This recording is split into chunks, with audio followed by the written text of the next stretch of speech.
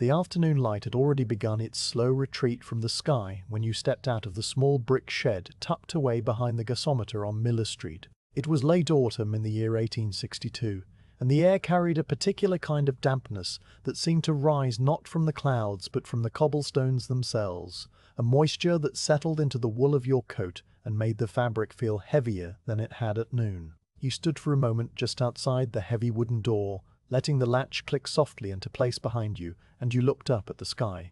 There was no sunset to speak of, no brilliant display of color, only a gradual dimming of the grey ceiling overhead, until the tops of the chimneys and the roof ridges of the warehouses began to lose their sharp edges and soften into the haze. You pulled your cap a little lower over your forehead, not because the wind was strong, but because the damp had a way of finding the skin above your brow and making it feel cold.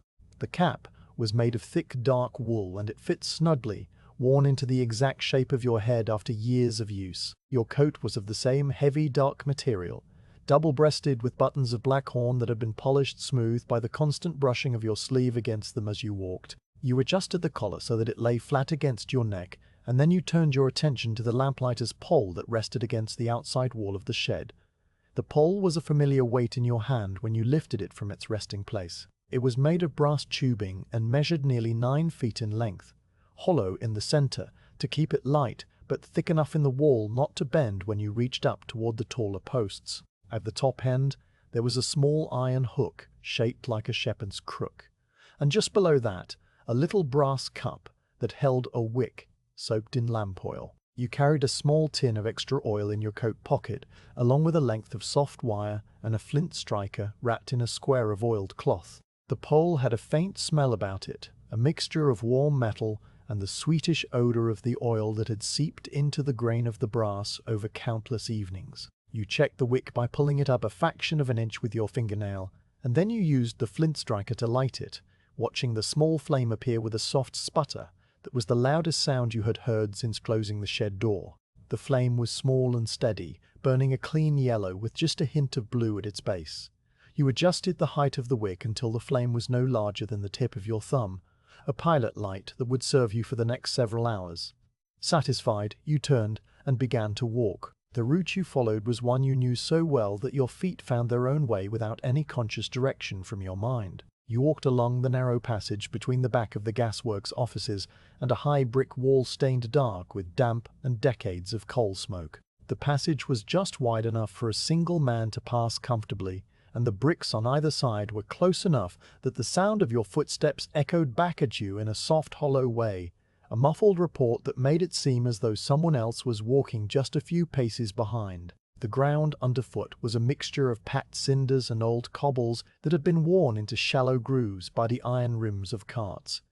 You walked at a steady pace, neither fast nor slow, a rhythm that matched the beating of your own heart. The pole rested easily on your right shoulder, with the lit end pointing forward and slightly upward, so that the flame would not be extinguished by the movement of the air. You had learned to hold it at a particular angle many years ago, and now the muscle memory was so ingrained that you no longer thought about it at all. As you emerged from the passage onto Deansgate proper, the change in the feel of the air was subtle but noticeable. The street was wider here, and the fog that had been gathering in the lower parts of the city had begun to drift in from the direction of the River Airwell.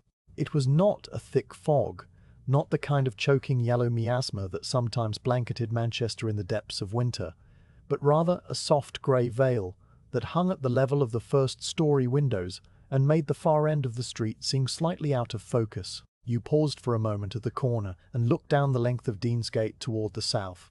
The street was largely empty. A single cart stood unattended outside a shuttered draper's shop, its horse dozing with one hind hoof cocked at rest. There were no crowds of mill workers hurrying home because the mills had been running on short time or had stopped altogether, a fact that had settled over the city like a second layer of silence. The Cotton Famine they called it in the newspapers, but on the street it was simply the quiet, a stillness that had descended when the great engine flywheels had ceased to turn and the bale hooks had been hung up on their iron pegs. You were used to the quiet now, and it did not trouble you.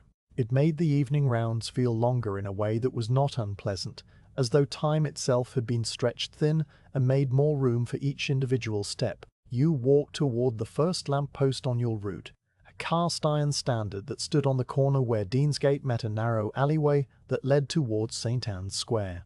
The post was painted a dark greenish black, and it rose from the flagstones to a height of just over 8 feet, topped with a four-sided lantern of beveled glass panes held together by delicate mullions of iron. The glass was not perfectly clear, but had a faint wavy quality to it, the kind that comes from being blown and flattened by hand, and it was streaked on the outside with a fine layer of soot and dried rain spots. At the base of the post there was a small cast-iron door about the size of your palm that gave access to the gas valve and the air intake. You stopped directly in front of the post and lowered the pole from your shoulder, bringing it around in front of you so that the lit wick was positioned just to the right of the lantern. You reached up with your left hand and found the small brass catch that held the lantern's glass door shut. The metal was cold and slightly rough under your fingertips from years of exposure. You pressed the catch and swung the door open on its tiny hinges, a movement that produced a faint creak that was quickly swallowed by the damp air. With the door open, you could now hear the sound that was the constant companion of your work, the soft steady hiss of coal gas escaping from the small jet inside the lantern. The sound was thin and high-pitched, almost like the whisper of dry leaves being stirred by a breeze, and it was so familiar to you that you sometimes heard it even in your sleep. The gas had a smell to it as well, a slightly metallic and earthy odor that was strongest right at the opening of the door. You did not mind the smell. It was simply part of the city, as much a part of Manchester as the smell of wet wool and horse manure and the faintly sweet aroma of malt from the breweries down near the river. You lifted the pole carefully, sliding it up through your hands until the small flame was level with the open door of the lantern. You guided the lit wick toward the gas jet, watching the way the flame stretched and leaned toward the flow of gas as if eager to meet it. The moment of contact was quiet but distinct. There was a soft puff sound, a gentle whump that was more felt than heard, and then the mantle of the jet bloomed into life with a steady glow that was greenish-yellow at its core and softened to a warm orange at the edges. You held the pole steady for a count of 3 to make certain the flame was well established and would not blow out when you closed the door. The light from the lantern fell across your face and hands, a small island of warmth in the grey evening. You withdrew the pole slowly and reached up with your free hand to swing the glass door shut. The catch clicked into place with a precise metallic sound that was satisfying in its finality.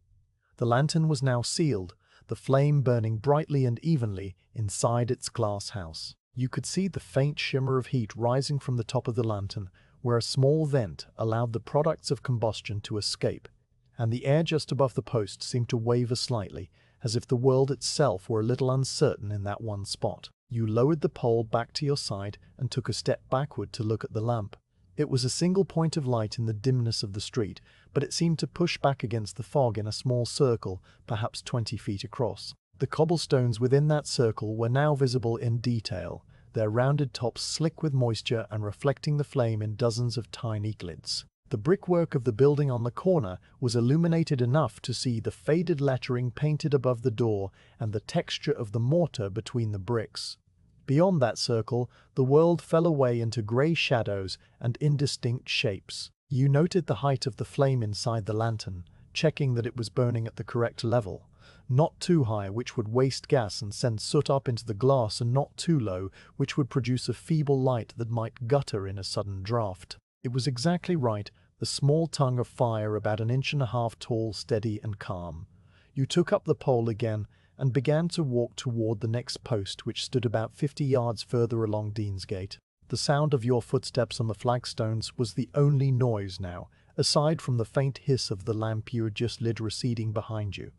The fog seemed to muffle everything, absorbing the sharp edges of sound and leaving only a soft padded quiet. You passed the dark windows of a tea dealer's shop, where the wooden shutters had been drawn and secured with a heavy iron bar. The sign above the door swung very gently in a current of air, too slight to feel against your face, its iron bracket making a low, rhythmic creaking that was so slow you could count several of your own steps between each repetition. You passed a bootmaker's establishment, where a single candle burned somewhere in the back room, visible only as the faintest suggestion of light leaking around the edges of a poorly fitted door. There was no one on the street. The gas lights that lined the other side of Deansgate were not yet lit, because that was not your route. They belonged to another lamplighter who worked the opposite side of the street, and whose path you occasionally crossed in the later hours of the evening. For now those posts stood dark and silent, their glass panes reflecting only the diffuse grey of the sky. The second post was identical to the first in every way that mattered. The same height and the same pattern of ironwork around the base, the same small door with its brass catch worn smooth by countless openings and closings. You approached it with the same measured pace, and you performed the same sequence of actions. You lowered the pole, you reached up and opened the door. You heard the hiss of the gas. You guided the flame from your wick to the jet. You watched the mantle catch with its soft puff of ignition. You held the flame steady for a count of 3. You closed the door. You listened for the click of the catch. You stepped back to observe the light. Each action was performed with the same care and attention as the first, because the lamps did not distinguish between the first post of the evening and the last.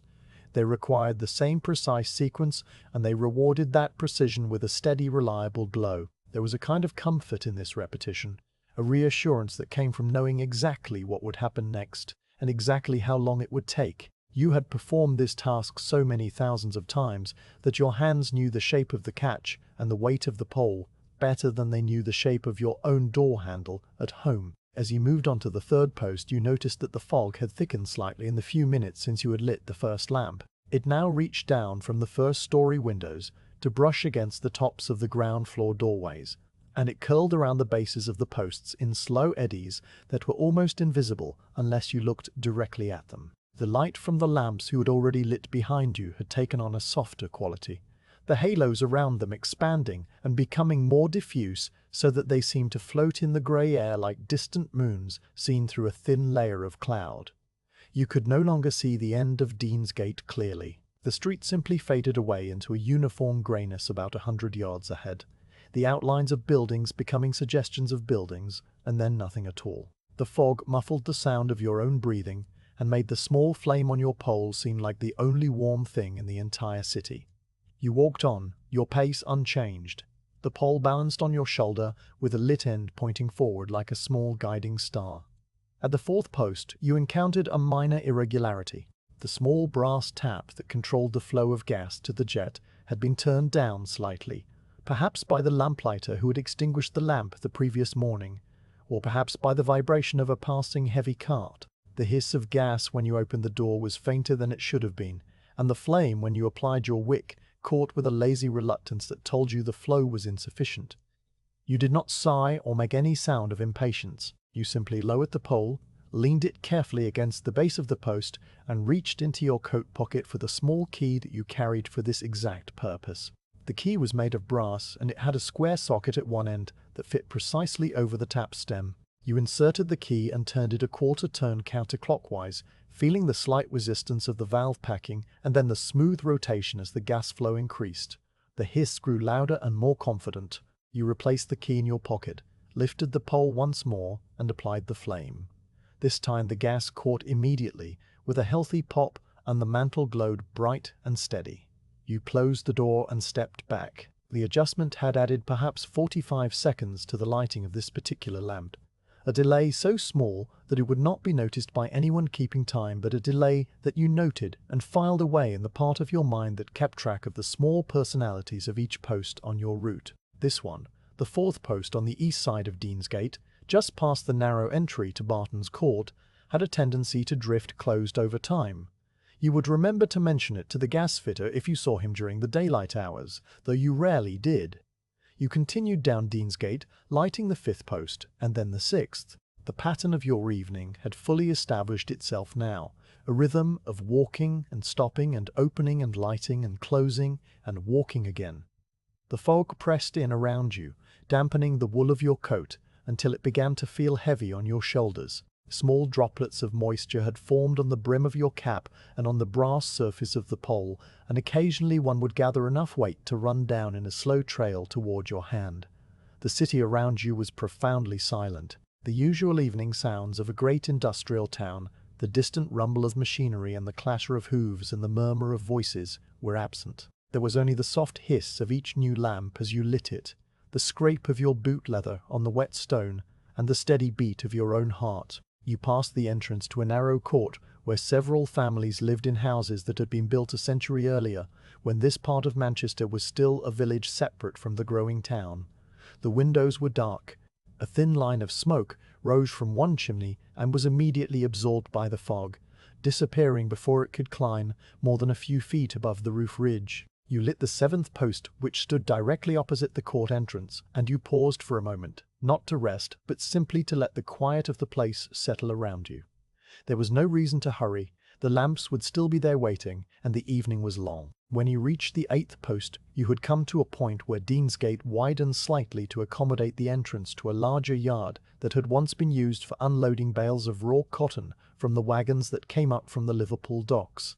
The gates of the yard were closed now, heavy wooden doors bound with iron straps and secured with a chain and padlock that had begun to show spots of rust. The cobbles inside the yard were visible through a gap at the bottom of the gate, and they were covered with a layer of undisturbed silt that had washed down from the higher ground during the autumn rains.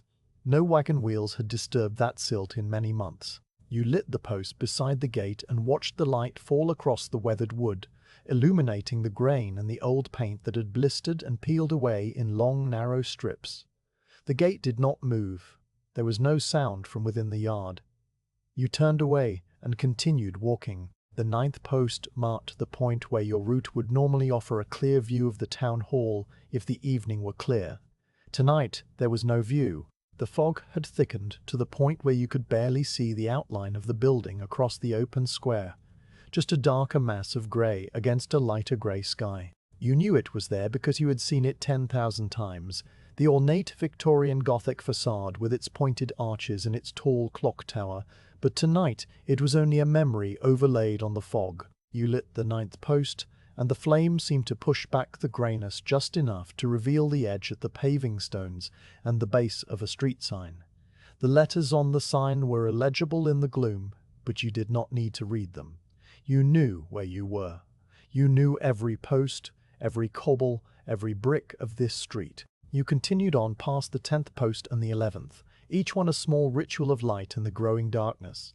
The fog had now completely erased any distinction between the street and the sky. You walked in a bubble of soft grey that extended only as far as the light from your pole could reach, perhaps 6 or 7 feet in any direction. Behind you, the lamps you had lit formed a receding string of diffuse golden glows that faded into the fog at increasing distances until the furthest one was only a faint smudge of colour, and then nothing at all. It was as though you were creating a path of light that existed only for a few moments before being swallowed by the damp air.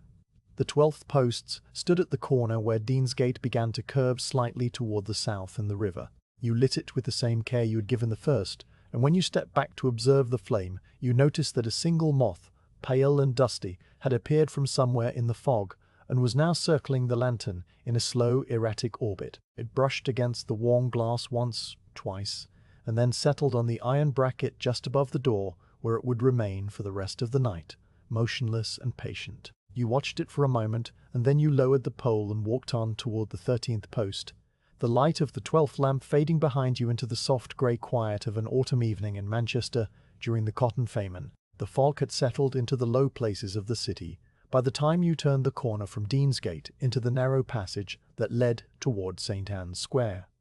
The passage was called St. Anne's.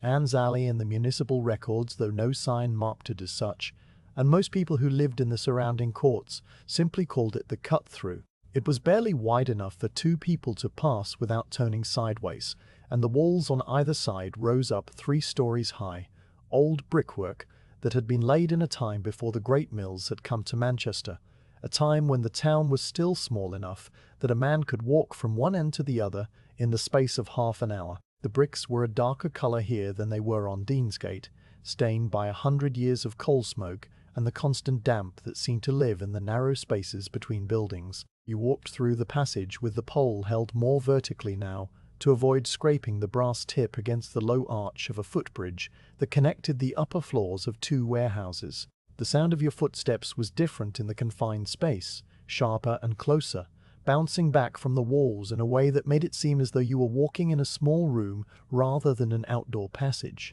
The flame on your pole cast a small circle of light on the wet cobbles directly in front of you and on the lower courses of brickwork to either side, revealing patches of dark green moss that grew in the mortar joints where the sun never reached. Above the reach of your light, the walls disappeared into a darkness that was not quite black, but rather a deep, soft grey, the colour of old wool that has been washed too many times. You emerged from the passage into St. Anne's Square, and the change in the quality of the air was immediate. The square opened up around you, a broad space paved with large flagstones that had been worn into shallow depressions by the feet of generations. The fog was thinner here than it had been on Deansgate, perhaps because the square was more exposed to whatever faint currents of air moved through the city, or perhaps because the bulk of St. Anne's Church at the far end created a subtle eddy that pushed the mist back toward the river. Whatever the reason, the result was that you could see more of your surroundings now. You could see the dark shape of the church tower rising against the slightly lighter sky, its stonework blackened by soot until the original pale color of the sandstone was only visible in the deepest crevices where the rain could not wash the grime away. You could see the outlines of the buildings that ringed the square, mostly brick warehouses and merchants' offices, with tall windows and heavy cornices, the ground floors given over to shops that were now shuttered and dark.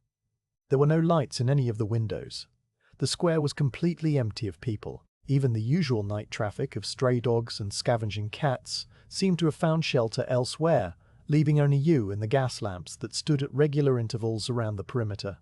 There were 8 lamps in St. Anne's Square, and they were arranged in a pattern that you knew as well as you knew the lines on your own palms. 4 stood along the northern edge where the passage from Deansgate opened out, 2 on the western side near the churchyard, and 2 more on the eastern side facing the blank wall of the old assembly rooms. Each lamp was identical in design to those on Deansgate, the same cast-iron post and 4-sided glass lantern, the same small brass catch, and the same hissing gas jet inside. You walked toward the first one on the northern edge, your footsteps now making a different sound on the large flagstones, a softer and more muted sound than the sharp click of boot heel on cobble. The flagstones were slick with a thin film of moisture that had condensed out of the fog, and they reflected the light from your pole in long wavering streaks that shifted as you walked. You stopped at the first lamp and performed the familiar sequence of actions. You lowered the pole from your shoulder, brought it around in front of you, reached up with your left hand to find the catch, opened the glass door, heard the soft steady hiss of the gas, guided the lit wick to the jet, watched the mantle catch with its gentle puff, held the flame steady for a count of 3, closed the door, listened for the click, stepped back to observe. The flame burned evenly, a small golden tongue in the grey evening, and the light spilled out across the flagstones in a circle that reached almost to the base of the next lamp 30 feet away. You moved on to the second lamp and repeated the sequence. The pole was beginning to feel like an extension of your arm now, its weight so familiar that you no longer noticed it except as a slight ache in the muscle of your right shoulder, an ache that would not become noticeable until you stopped walking and set the pole down for the night. The second lamp lit as easily as the first, and you moved on to the third. The third lamp was positioned directly in front of a closed shop that had once sold umbrellas and walking sticks. A small establishment with a bowed window made of many small panes of glass held together by lead came. The window was empty now, the interior of the shop dark and still, but you could see the faint outlines of wooden shelves against the back wall where boxes had once been stacked. A small handwritten sign had been propped in the corner of the window, the ink faded to a pale brown, reading simply closed until further notice in a neat copper-plate hand. You lit the third lamp, and the light fell across the window, illuminating the sign for a moment, before you turned away and walked toward the fourth. The fourth lamp stood at the corner where the northern edge of the square met the western edge, a point from which you could see the entire space laid out before you like a map. You stopped here for a moment longer than usual, not because you needed rest, but because the view from this corner was one that you had always found quietly pleasing. The square was now partially lit by the 4 lamps you had already ignited along the northern side, and the effect was one of a gentle gradation of light and shadow. The flagstones nearest the lamps were clearly visible, their surface texture and the small cracks between them revealed in detail. Further out the light faded into a soft penumbra, where shapes could be discerned but details were lost. And beyond that, where the light from the lamps did not reach, the square dissolved into the fog and the darkness of the evening. The church tower at the far end was visible only as a darker silhouette against the sky, and the gravestones in the churchyard were indistinct hummocks of grey. It was a peaceful scene, a scene of profound quiet that seemed to have been frozen in place by the damp air and the absence of human activity. You stood for perhaps 30 seconds, listening to the faint hiss of the 4 lamps you had lit and the more distant sound of the lamps on Deansgate that you had left behind. A sound that was not really a sound at all, but more of a presence in the air.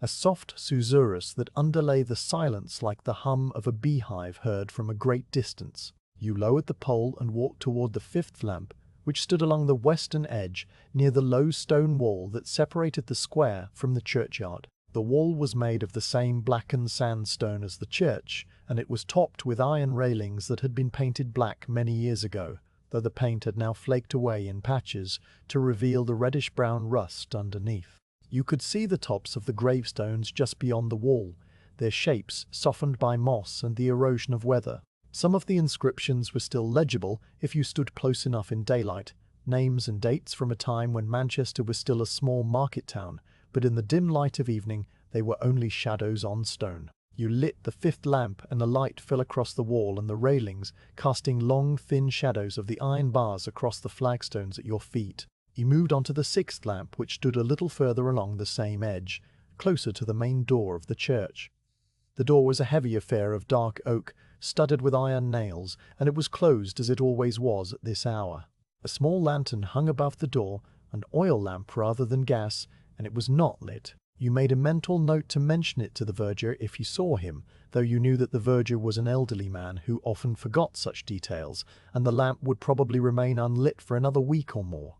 The 6th lamp lit with the same quiet efficiency as the others, and you turned now to walk along the eastern edge of the square toward the 7th and 8th lamps. The eastern edge was dominated by the blank brick wall of the old assembly rooms, a building that had once hosted dances and public meetings, but had been converted some years ago into a warehouse for the storage of finished cotton goods. The wall was punctuated only by a single door, set into a shallow arch, and a row of small windows high up near the roofline, windows that were too high to look through without a ladder, and that served only to admit a little light during the day.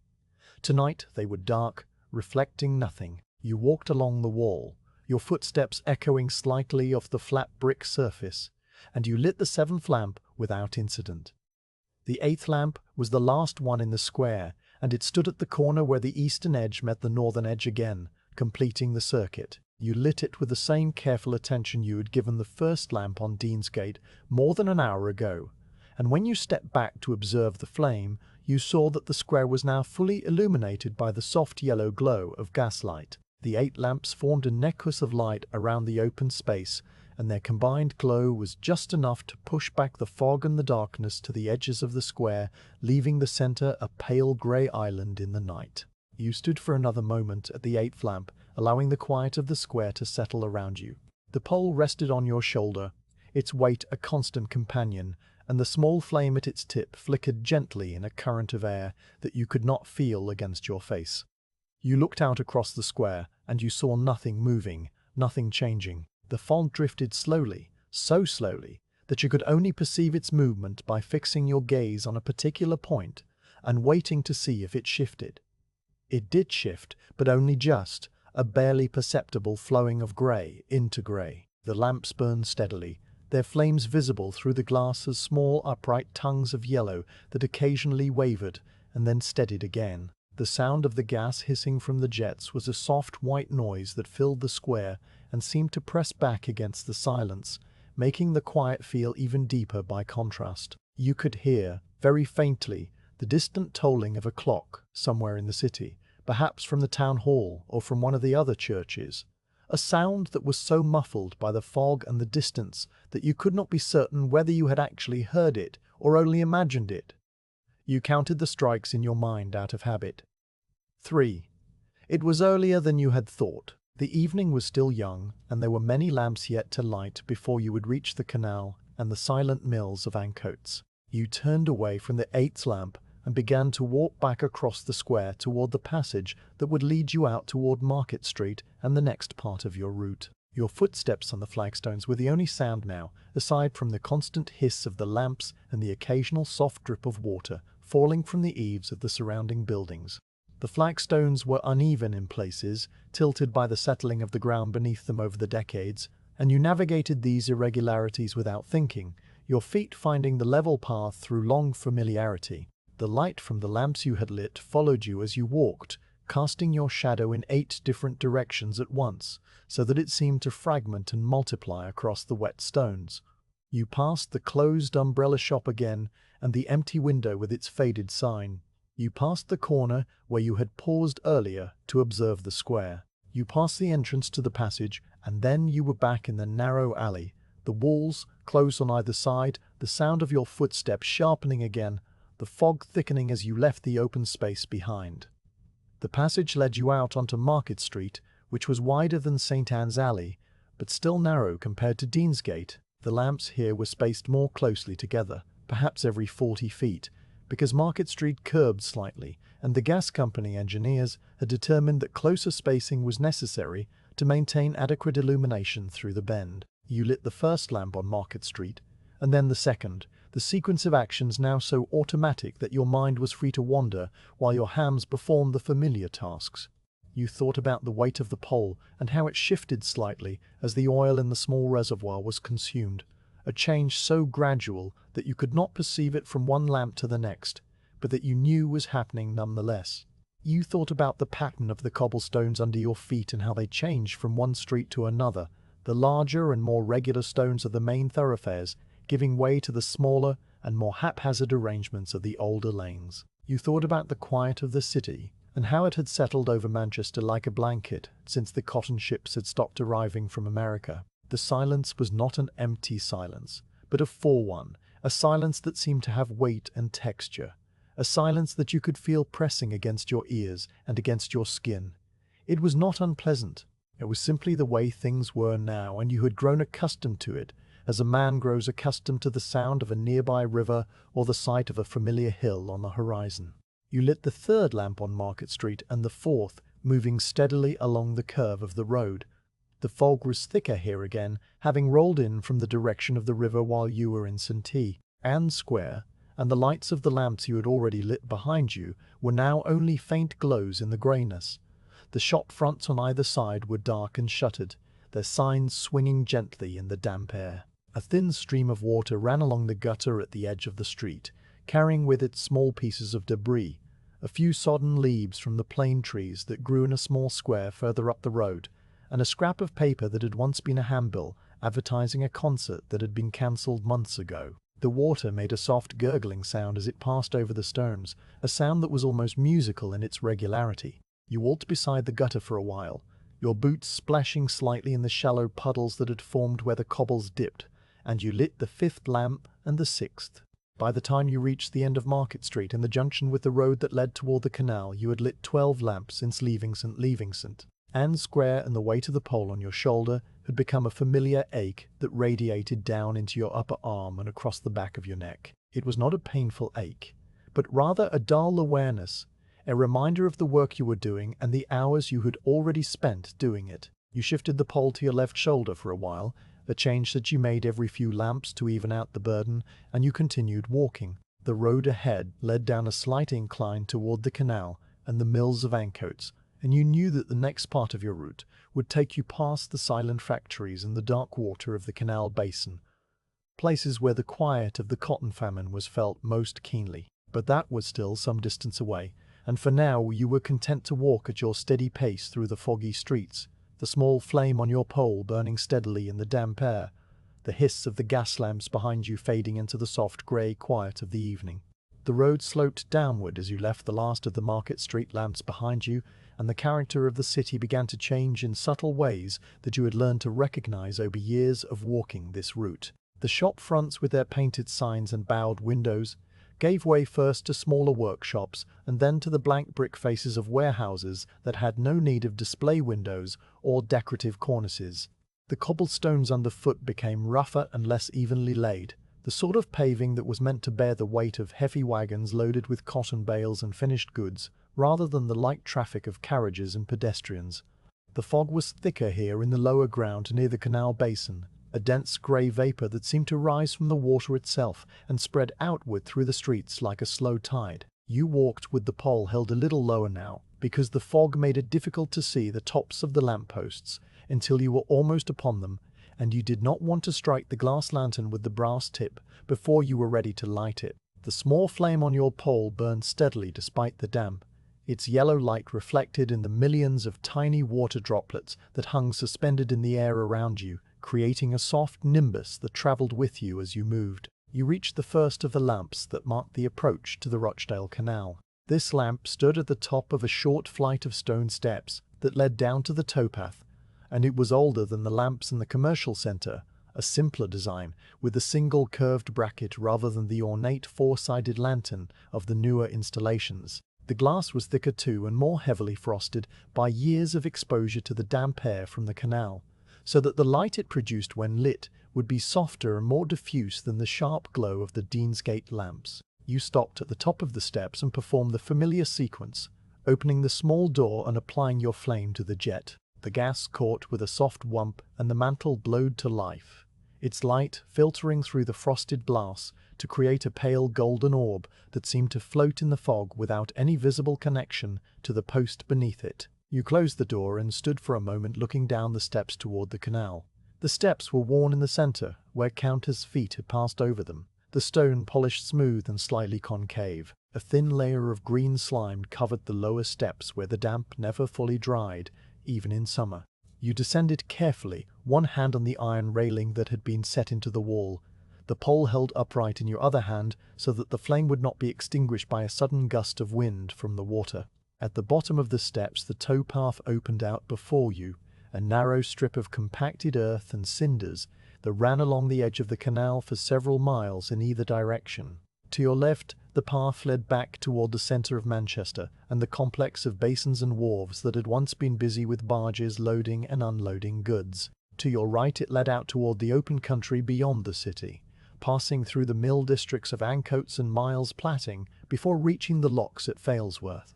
You turned right because that was the direction of your route, and you began to walk along the towpath with the canal on your left hand and the high brick walls of the mills on your right. The fog was densest here at the water's edge, a thick grey blanket that reduced the visible world to a circle perhaps 10 feet across.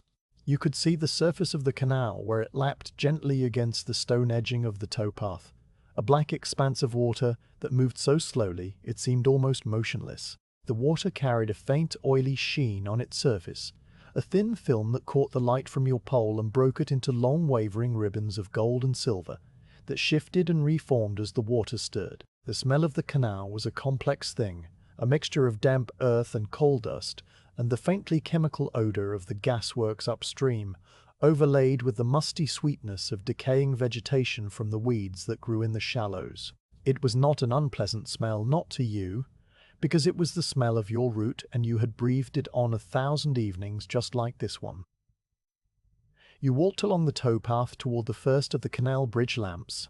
These lamps were spaced at longer intervals than the street lamps, perhaps 100 yards apart, because the canal company had been less generous with its gas budget than the municipal corporation. The lamp posts were set into the stone parapet of the bridge itself, and they required you to step off the towpath and climb the short slope of the bridge approach to reach them. You did this without thinking, your feet finding the familiar path up the grassy bank and onto the cobbled surface of the bridge. The bridge was a simple arch of red brick with a low parapet on either side and a single lamp post at its highest point. You walked to the centre of the bridge and lit the lamp, the flame catching easily despite the damp air, and then you paused to look down at the canal below. From the bridge, you could see further along the water than you could from the towpath, perhaps 30 or 40 yards in either direction before the fog closed in and hid the rest from view. The surface of the water was absolutely still here in the shelter of the bridge, a black mirror that reflected the light from the lamp you just lit, and the smaller flame on your pole, and the faint glow of the lamps behind you on the approach road. The reflections were not sharp but soft and wavering, broken by the slow drift of the oily film and the occasional ripple from a fish rising to the surface. You watched the water for a long moment, listening to the sound of the canal. There was no sound of machinery. There was no distant thrum of engines or the rhythmic clatter of looms. There was only the soft lap of water against the brick arch of the bridge and the slow, steady drip of moisture from the stonework into the canal below. You descended from the bridge and continued along the towpath. The mills of Ancoats rose up on your right hand now, their massive brick walls looming out of the fog like the sides of great sleeping beasts. The first mill you passed was McConnell and Company's enormous complex, a series of interconnected buildings that stretched for hundreds of yards along the canal bank. The walls were built of a dark red brick that had been blackened by decades of coal smoke until it was almost the color of charcoal, and they rose up 6 or 7 stories high, pierced at regular intervals by tall windows with many small panes of glass. The windows were dark tonight, every one of them reflecting only the weak light of your lantern pole as you passed. There was no glow of gaslight from within, no flicker of candle or oil lamp in the counting house or the engine room. The great iron gates that led into the mill yard were closed and chained, and a thin layer of undisturbed dust had gathered on the lower bars where the wind had blown it against the metal. You walked past the gates and you listened for the sounds that should have been there, the deep rhythmic pulse of the steam engine and the higher-pitched rattle of the line shafts and the endless clatter of the mule carriages drawing out and winding on. The silence where those sounds should have been was a physical presence, a weight in the air that pressed against your ears and made you aware of your own breathing in a way that you were not when the mills were running. You had grown accustomed to this silence over the months since the American cotton had stopped arriving at Liverpool, but you had never quite stopped noticing it. It was like a missing tooth in the mouth of the city, a gap that the tongue kept returning to. Further along the towpath you came to the Murray Brothers Mill, another vast complex of brick and iron that stood dark and silent in the fog. The Murray Mill had been one of the largest in Ancoats, employing over 1,000 hands in the spinning rooms and the weaving sheds. But tonight it was as quiet as a tomb. The tall chimney that rose from the boiler house was cold and no smoke issued from its top. You could see the chimney as a darker column against the grey sky, its outline softened by the fog until it seemed almost insubstantial, a ghost of a chimney rather than a real thing of brick and mortar. At the base of the chimney, a small door led into the boiler house, and you knew that the great Lancashire boilers inside were cold and empty, their fireboxes filled with nothing but cold ash. The water in the boilers would have been drained months ago to prevent damage from freezing, and the iron plates would be slowly rusting in the damp air. You thought about these things as you walked, not with any particular emotion, but simply as a way of noting the changes that had come to this part of the city. You were a lamplighter, and your work was to observe, to notice when a lamp was burning too high or too low, to see when a pane of glass was cracked or a catch was sticking. Noticing was what you did, and so you noticed the silence of the mills, and the darkness of the windows, and the absence of the workers who had once streamed through these gates at the change of shifts. The towpath curved slightly to follow the line of the canal, and you came to a place where a lock gate interrupted the smooth flow of the water. The lock was a simple affair of heavy wooden beams and iron fittings, designed to raise and lower barges between the different levels of the canal.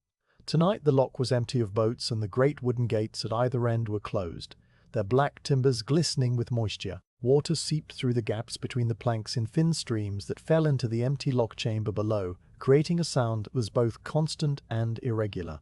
The sound was a slow dripping, a soft plink that repeated every few seconds as another drop gathered enough weight to fall from the wet wood into the shallow puddle at the bottom of the chamber. You stopped for a moment beside the lock and listened to this sound. It was the only sound now, this slow, patient dripping, and it seemed to measure out the passage of time in a way that was more real than the ticking of any clock. You counted 10 drips and then 20, the sound so regular that you could almost predict the exact moment when the next drop would fall. The dripping had replaced the roar of the mill engines, a small quiet sound where once there had been a great noise, and you found that you preferred the dripping. It was a sound that asked nothing of you, a sound that simply was. You moved on from the lock and continued along the towpath. The fog had thickened even further now, and you could barely see the surface of the canal on your left or the mill walls on your right. You navigated by the feel of the ground under your feet, the familiar texture of the cinder path and the occasional unevenness where a stone had worked its way to the surface. The flame on your pole was the only point of light in the greyness and you watched it carefully to make sure it was not being extinguished by the damp. It burned steadily, a small yellow tongue that pushed back the fog just enough to show you the next few feet of path ahead. You walked slowly, more slowly than you walked on the paved streets, because the towpath required a certain care in the dark and the fog. You did not mind the slow pace. The evening was long, and there was no reason to hurry. The lamps on the canal bridges would still be there when you reached them, and they would light just as easily at a slow walk as at a fast one. As you approached the next bridge, you saw a movement ahead of you, a small dark shape that detached itself from the shadow of the parapet and padded silently along the top of the stone wall. It was a cat, a thin creature with fur that was a mixture of grey and black and white, the colours blending together in the fog until the animal seemed to be made of the same stuff as the shadows. The cat walked along the wall with a careful, deliberate gait, its tail held straight out behind it for balance. When it reached a point directly opposite you, it stopped and sat down on the stone, wrapping its tail around its front paws in a single, neat motion. It looked at you with eyes that reflected the light from your pole, two small golden discs that watched you without curiosity or fear.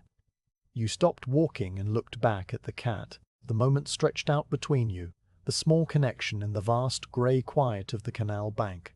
The cat blinked once, slowly, and then it turned its head to look out over the water, as if you were no longer of any interest. You resumed walking, and the cat remained where it was, a small sentinel on the wall, watching the fog drift over the black surface of the canal. When you glanced back a few moments later, the cat was gone, banished into the shadows as silently as it had appeared. You reached the second canal bridge and climbed the grassy bank to light the lamp at its center.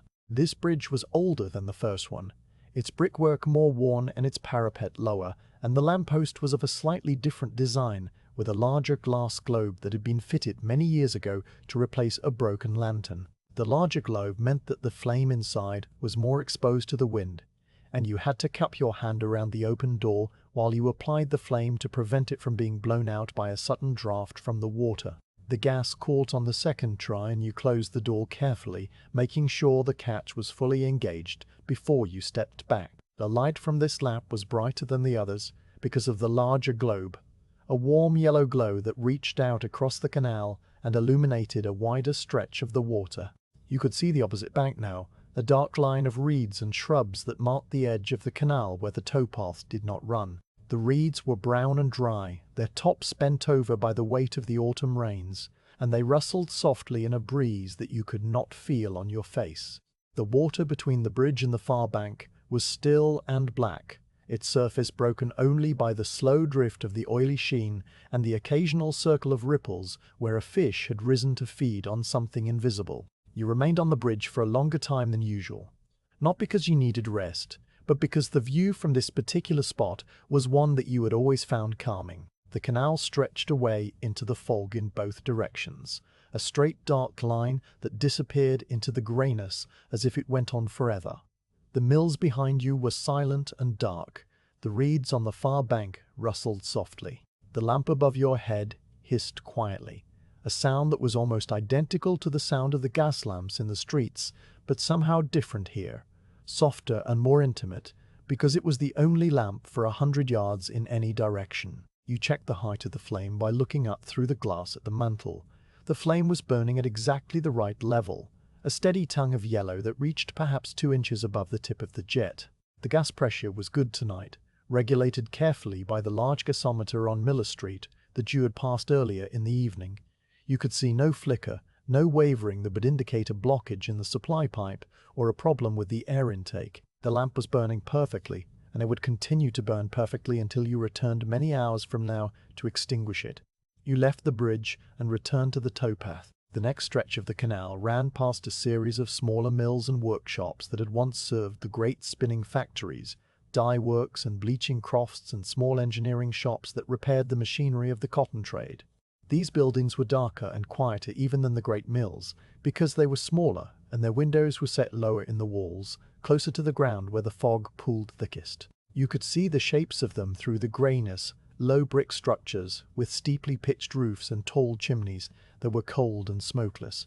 The doors of these workshops were closed and in some cases boarded over with rough planks of wood, a sign that the owners did not expect to reopen them any time soon. You walked past them one by one, Your footsteps on the cinder path, the only sound aside from the soft hiss of the lamp you had left behind on the bridge, and the distant dripping of the lock gates somewhere behind you in the fog. The towpath eventually curved away from the canal for a short distance to skirt around a basin where barges had once been loaded with coal for the mill boilers. The basin was empty tonight, its dark water reflecting nothing, and the wooden wharf that jutted out into the center was slick with moisture and beginning to rot in places where the planks had been worn thin by years of use. A single barge was tied up at the far end of the wharf, its cabin dark, and its hold covered with a tarpaulin that had come loose at one corner and flapped softly in the faint breeze. The barge had not moved in many weeks, judging by the green slime that had grown up around its waterline, and the way the ropes that held it to the bollards had slackened and frayed. You looked at the barge for a moment and then you walked on, following the path as it rejoined the canal bank and continued toward the next bridge.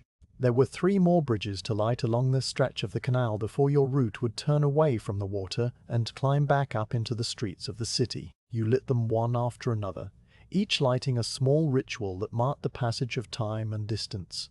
The fog remained thick, and the mills remained silent, and the canal remained black and slow-moving.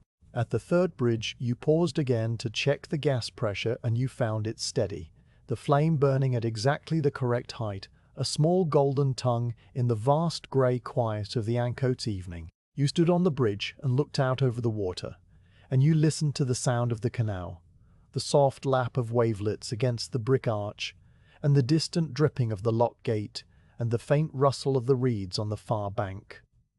There was no other sound. The great engines of the cotton trade were silent, and the thousands of workers who had once filled these mills were somewhere else now, in the soup kitchens and the relief offices and the cramped rooms of the surrounding courts, waiting for the cotton to come again. But here on the canal bank there was only the fog and the water and the steady light of the gas lamps you had left behind you, a string of small golden beads strung along the dark thread of the waterway. You turned away from the bridge and began the long, slow climb back up into the streets, the weight of the pole on your shoulder a familiar comfort, the small flame at its tip burning steadily in the damp evening air. The road from the canal bridge rose gradually as you left the water behind and made your way up the gentle slope toward Shoot Hill. The incline was not steep enough to make your breathing change, but it was enough that you could feel a slight difference in the way your boots met the cobblestones, a subtle adjustment in the angle of your ankles that your body made without any conscious direction from your mind.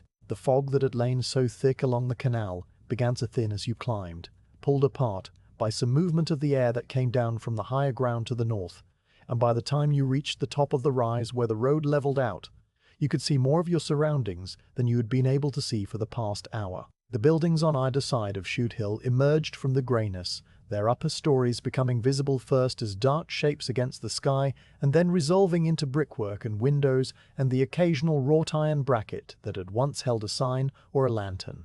The street was broader here than the lanes you had warped along the canal, broad enough for 2 carts to pass each other without difficulty, and the cobblestones were laid in a more regular pattern, the work of the municipal paving crews who had improved this part of the city some 20 years earlier. They were smoother underfoot than the worn and uneven stones of the older streets, and your footsteps made a different sound on them, a flatter and less resonant sound that seemed to be absorbed by the damp air rather than echoing back from the surrounding walls. Shoot Hill was a street of mixed character, part commercial and part residential, with shops occupying the ground floors of most buildings and living quarters above.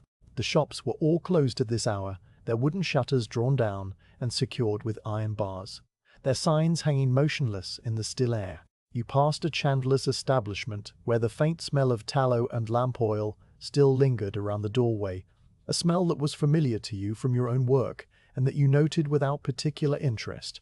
You passed a small grocer's shop with empty shelves visible through a gap in the shutters where one slat had warped and pulled away from its neighbor. You passed a pawnbroker's window where the 3 brass balls hung above the door, their surfaces dulled by the damp and the accumulated grime of the city. The street was as quiet as every other street you had walked this evening, the same profound stillness that had settled over Manchester since the mills had fallen silent.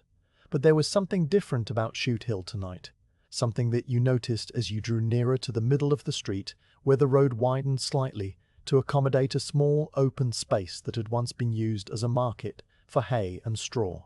There was a light ahead, a light that did not come from a gas lamp. You have lit the first 3 lamps on Shude Hill already, the familiar sequence of opening and lighting and closing, having carried you up the incline from the canal, and now as you approached the 4th lamp, you saw the source of the other light. It came from the windows of a building on the left-hand side of the street, a low structure of red brick that had originally been built as a warehouse for the storage of wool, but had been converted in recent months into a temporary soup kitchen. The windows were set high in the walls, the kind of windows designed to admit light while discouraging casual observation from the street, and they were made of small panes of glass that had been steamed over by the warmth inside. The light that shone through them was the warm orange glow of a coal fire and the softer yellow of oil lamps, a light that seemed to pulse very slightly as the flames within flickered and shifted.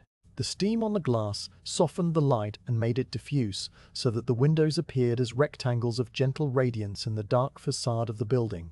You could see, through the steam and the distortion of the old glass, the shapes of people moving slowly inside, dark silhouettes against the warm background.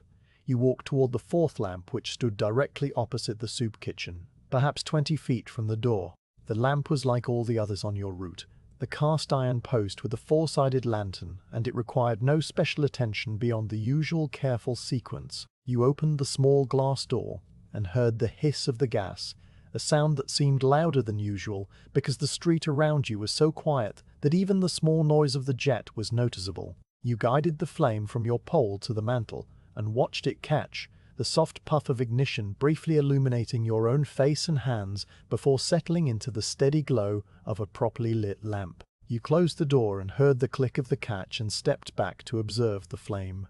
It was burning well, a small upright tongue of yellow that pushed back against the grey evening and cast a circle of light on the wet cobblestones. The light from the lamp reached across the street and touched the wall of the soup kitchen, overlapping with the warmer glow from the steamed windows. And in that combined illumination, you could see the people who stood waiting in a quiet line outside the door. The line was not long, perhaps a dozen people, and they stood without speaking, their collars turned up against the damp, and their hands pushed deep into the pockets of their coats. The coats themselves were thin, the kind of coats that had been worn for too many seasons and mended too many times. Their original colors faded to a uniform grey-brown that blended with the fog and the dark brickwork of the building. You could see the shapes of their shoulders hunched slightly forward, a posture that came from long hours of standing in the cold and from the habit of making oneself smaller against the weather. They did not shuffle or fidget or stamp their feet to keep warm. They simply stood, patient and still, waiting for the door to open and the evening service to begin. The light from your lamp fell across the back of the last person in the line, a man in a flat cap whose coat collar was turned up so high that you could only see the back of his neck and the curve of his shoulders. The fabric of his coat had a shiny quality to it, the shine that comes from wear rather than from the original finish of the cloth, and there was a small tan in the shoulder seam that had been stitched closed with thread of a slightly different color.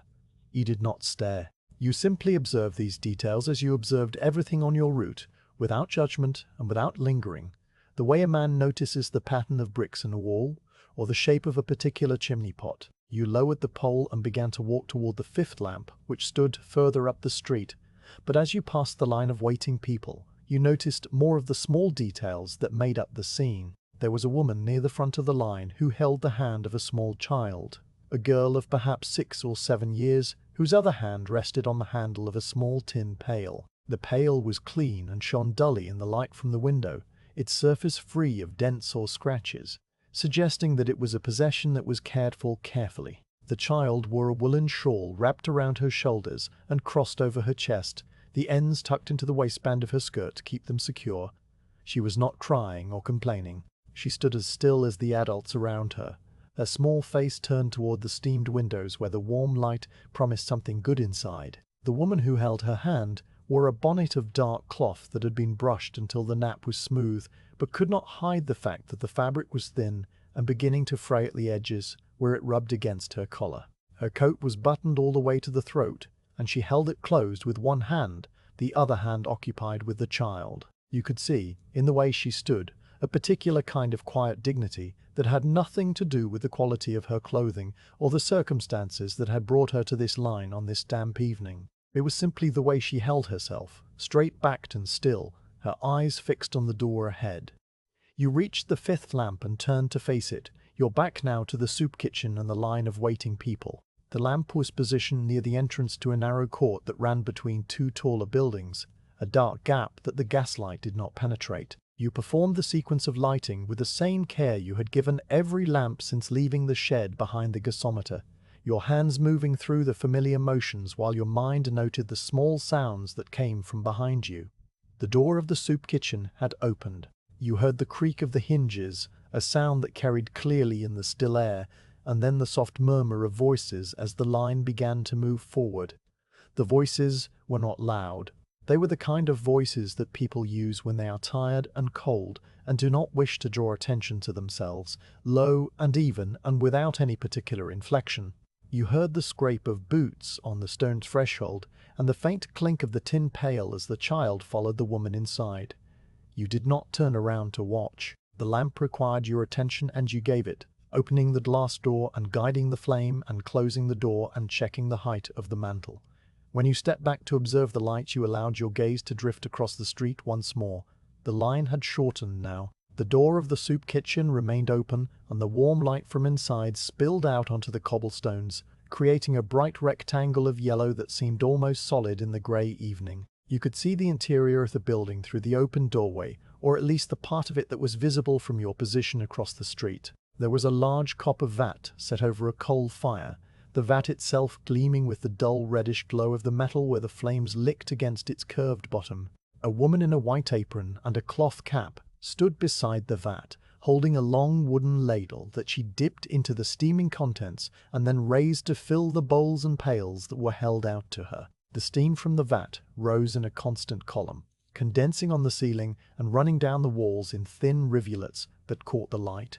The people who had been waiting in the line now stood on the other side of the vat, their faces illuminated by the fire and the oil lamps, their hands reaching out to receive whatever was being offered. You could see the bowls, a mixture of earthenware and tin, and even a few china pieces that must have been brought from homes where such things were still kept, each one held carefully with both hands. There was no pushing or jostling. The line moved with the same quiet patience that had characterized the waiting outside, each person stepping forward in turn and receiving their portion, and then stepping back to make room for the next. You turned away from the scene and walked toward the sixth lamp, which stood further along Shude Hill, past the soup kitchen and past the open door. The street here was darker because the lamps you had not yet lit were still cold, and the glow from the kitchen windows did not reach this far. You walked with the pole resting on your shoulder, the small flame at its tip casting just enough light to show you the cobblestones immediately in front of your feet. The sound of your footsteps was the only sound now, the voices from the soup kitchen having faded behind you as you moved up the street. You reached the sixth lamp and lit it, and moved on to the seventh. The seventh lamp stood at a point where Shude Hill curved slightly to the east, and the buildings on the right-hand side gave way to a low wall that marked the boundary of a small burial ground attached to a nonconformist chapel. The chapel itself was a plain brick building with a simple gable and a small bell turret, its windows dark and its door firmly closed. The burial ground was overgrown in places, the grass long and wet and bending under the weight of the moisture in the air. The gravestones were simple slabs of local stone, their inscriptions mostly illegible in the dim light, and they leaned at various angles as the ground beneath them had settled over the years. You lit the seventh lamp, and the light fell across the wall and the nearest gravestones, illuminating the rough texture of the stone and the dark patches of moss that grew in the carved letters. You stood for a moment, listening to the hiss of the lamp and the faint dripping of water from the chapel eaves, and then you moved on. The eighth lamp was the last one on this section of Shude Hill before the street intersected with a larger thoroughfare that would take you toward the northern part of your route. As you approached it, you noticed that the fog had begun to thicken again, rolling back in from the lower ground now that you had left the relative shelter of the buildings around the soup kitchen. The light from the lamps you had already lit behind you was diffused into soft glowing spheres that seemed to hang in the air without any visible connection to the posts that supported them. The eighth lamp required a small adjustment to the air intake, because the flame was burning with a slightly orange tinge that indicated insufficient oxygen, a common occurrence on damp nights when the air was heavy with moisture. You used the small key from your pocket to turn the adjustment collar a fraction of an inch, watching the flame shift from orange to a cleaner yellow, and then you closed the glass door and stepped back. The lamp burned steadily now, and its light joined the others in a receding chain of warm glows that marked your progress along Shoot Hill. You turned at the intersection and began to walk toward the next part of your route, leaving the soup kitchen and the quiet line of waiting people behind you. The image of the steamed windows and the warm light from the open door stayed with you as you walked, not as a thought that you consciously examined, but as a kind of background presence in your mind. A small point of warmth in an otherwise cool and grey evening. You did not know the names of the people you had seen, and you would likely never see them again, at least not in any way that you would recognize them as the same individuals. They were simply part of the city as you found it tonight, as much a part of your route as the cobblestones and the gas lamps and the fog that drifted in from the river. You walked on, the pole steady on your shoulder, the small flame burning cleanly in the damp air, and the quiet of the Cotton Famine evening settled around you once more like a familiar and not unwelcome blanket. The intersection where Shoot Hill met the larger thoroughfare was marked by a tall lamppost of a design you rarely saw elsewhere in the city, an older model with an ornate iron base that had been cast in the shape of acanthus leaves and a lantern that was hexagonal rather than square. You lit it with the usual care and noted that the glass panes were thicker than those on the newer lamps, and had a faint greenish tint that came from impurities in the sand used to make them many decades ago. The light that shone through them was softer and slightly coloured, a pale green gold that fell on the cobblestones in a way that made the wet stones look like the surface of a slow-moving river. You stood for a moment at the corner, orienting yourself not by sight because the fog had closed in again, but by the feel of the ground under your feet and the subtle change in the air that told you the street ahead opened out into the wider space around the cathedral. You had walked this way so many times that your body knew the route even when your eyes could not confirm it. The pole rested on your shoulder with the easy familiarity of long practice, and the small flame at its tip burned steadily, a constant companion in the grey evening. The street that led toward the cathedral was called Cathedral Yard, though it was not a yard in the sense of an enclosed space, but rather a widening of the road that created an open area before the great west door of the church. The buildings on either side were older here than in most parts of Manchester, some of them dating back to the previous century, when the town was still small enough that a man could know everyone who lived within its boundaries. Their upper stories jutted out over the street in the old fashion, supported by heavy timber beams that had been darkened by age and smoke until they were almost black. The plaster between the beams had been painted white once, but was now a mottled grey-brown, stained by the same damp that seemed to coat everything in this part of the city. The windows were small and set deep into the walls, their glass thick and wavy, and most of them were dark. Here and there a faint glow showed through a gap in a curtain, or around the edge of a poorly fitted shutter, the light of a single candle or a small oil lamp burning in some upper room. These small lights seemed fragile against the weight of the darkness and the fog, tiny points of human presence that might be extinguished at any moment. You walked slowly along the street, your footsteps echoing in a particular way that was unique to this part of your route. The buildings on either side were close enough and tall enough that sound bounced between them in a complex pattern, creating a soft reverberation that made each footfall seem to last a little longer than it should.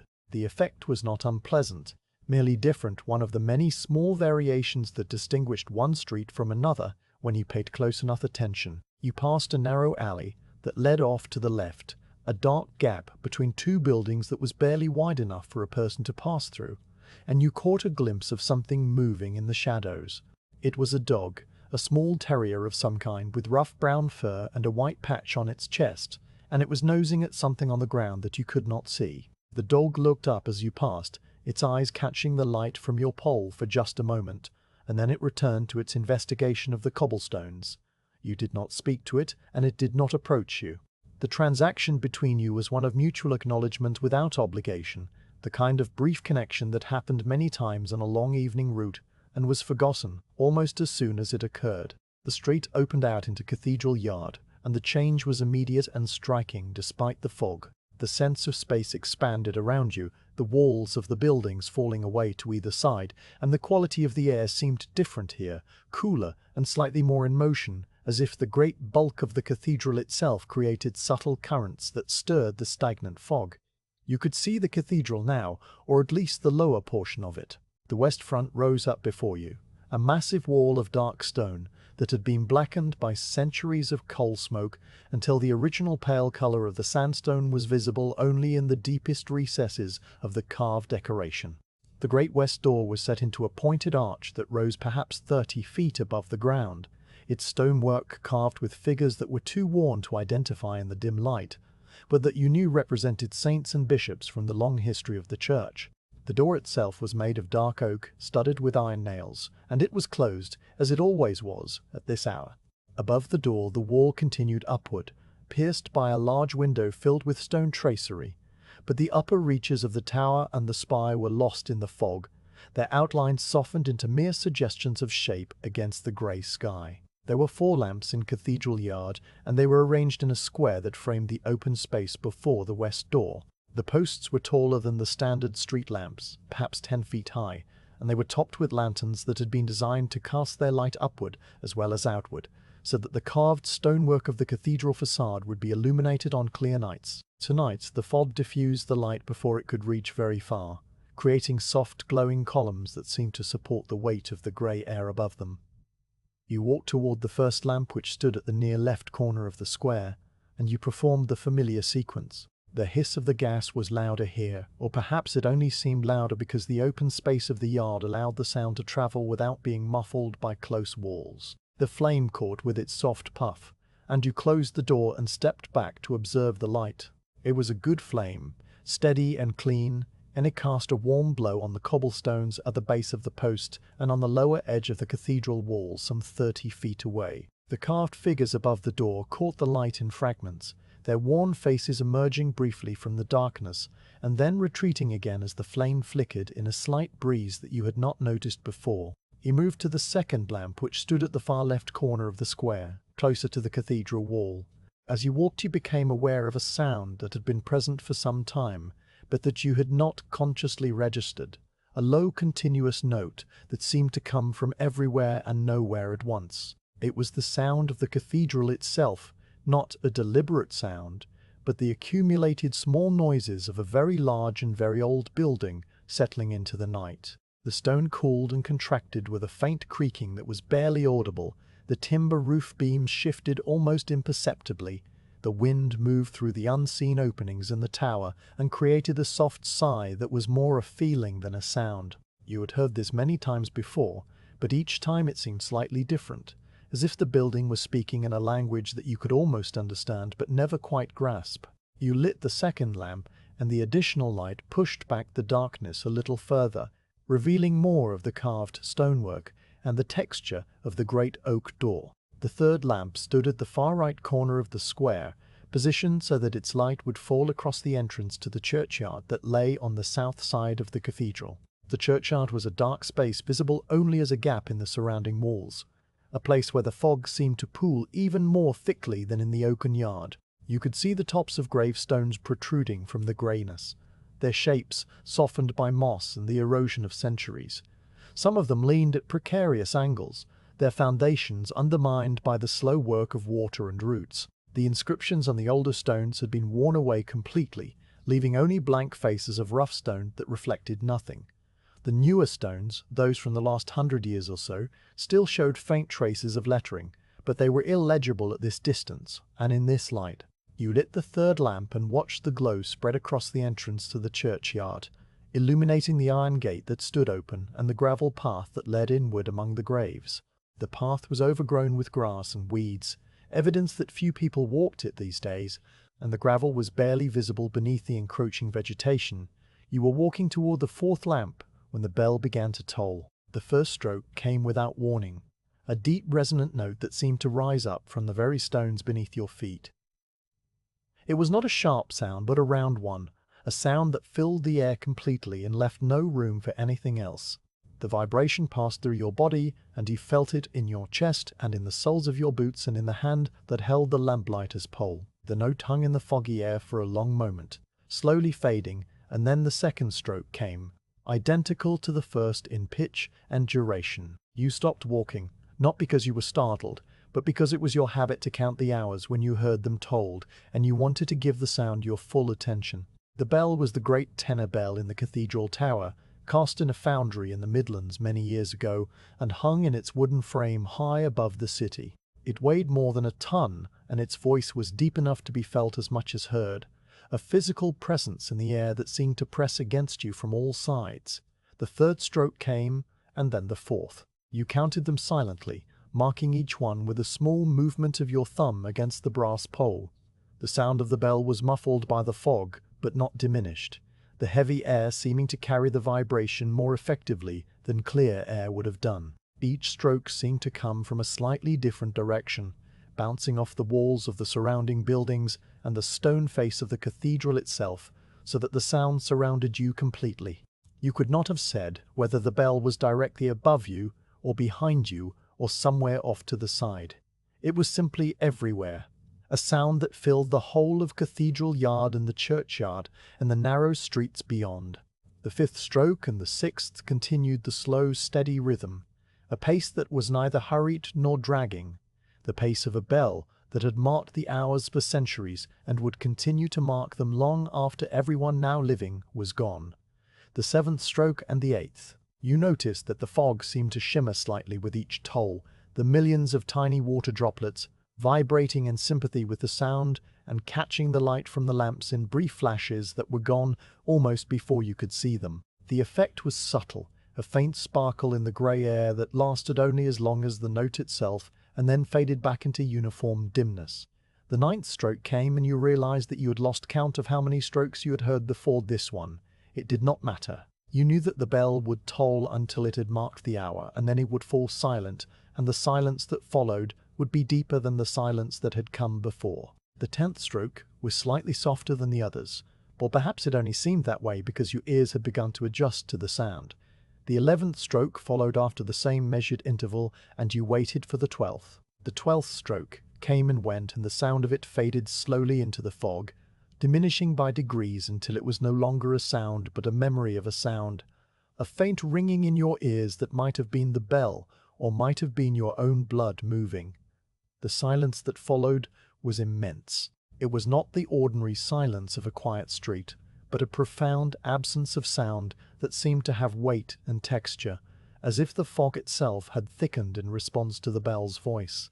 You stood in this silence for a long moment, the pole resting on your shoulder, the small flame at its tip burning steadily, and you listened.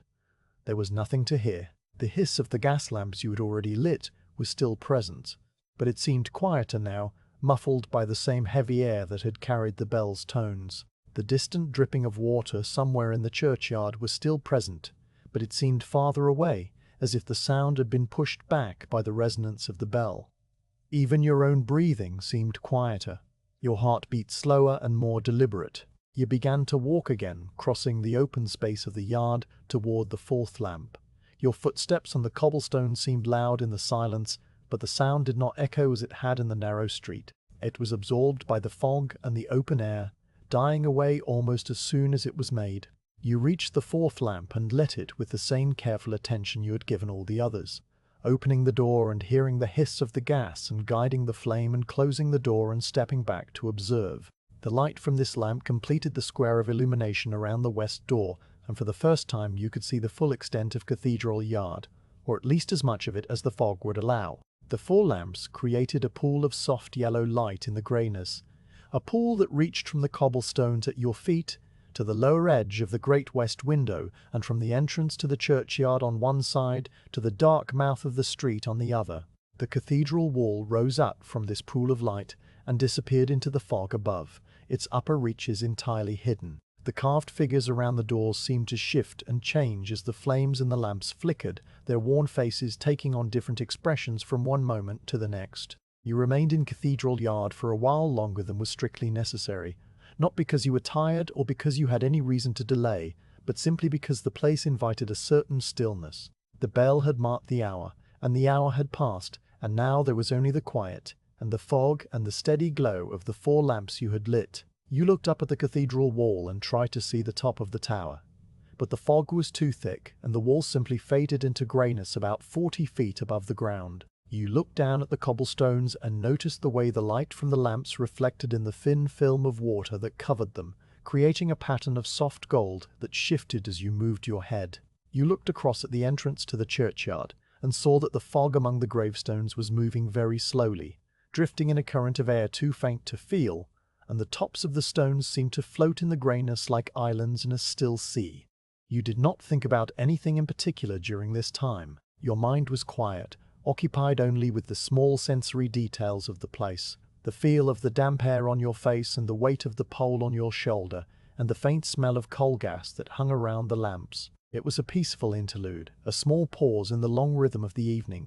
Eventually you turned away from the cathedral and began to walk back across the yard toward the street that would take you to the next part of your route. The sound of your footsteps was the only sound now, and it seemed to mark time in a way that echoed the tolling of the bell, a slow, steady rhythm that carried you forward through the fog. You passed the third lamp, and the second and the first, each one a small beacon of warmth in the greyness, and then you were back in the narrow street, with the old buildings leaning in on either side. The fog closed in around you again, thicker here than it had been in the open yard, and the lights of the cathedral lamps behind you faded quickly into soft diffuse glows, and then into nothing at all.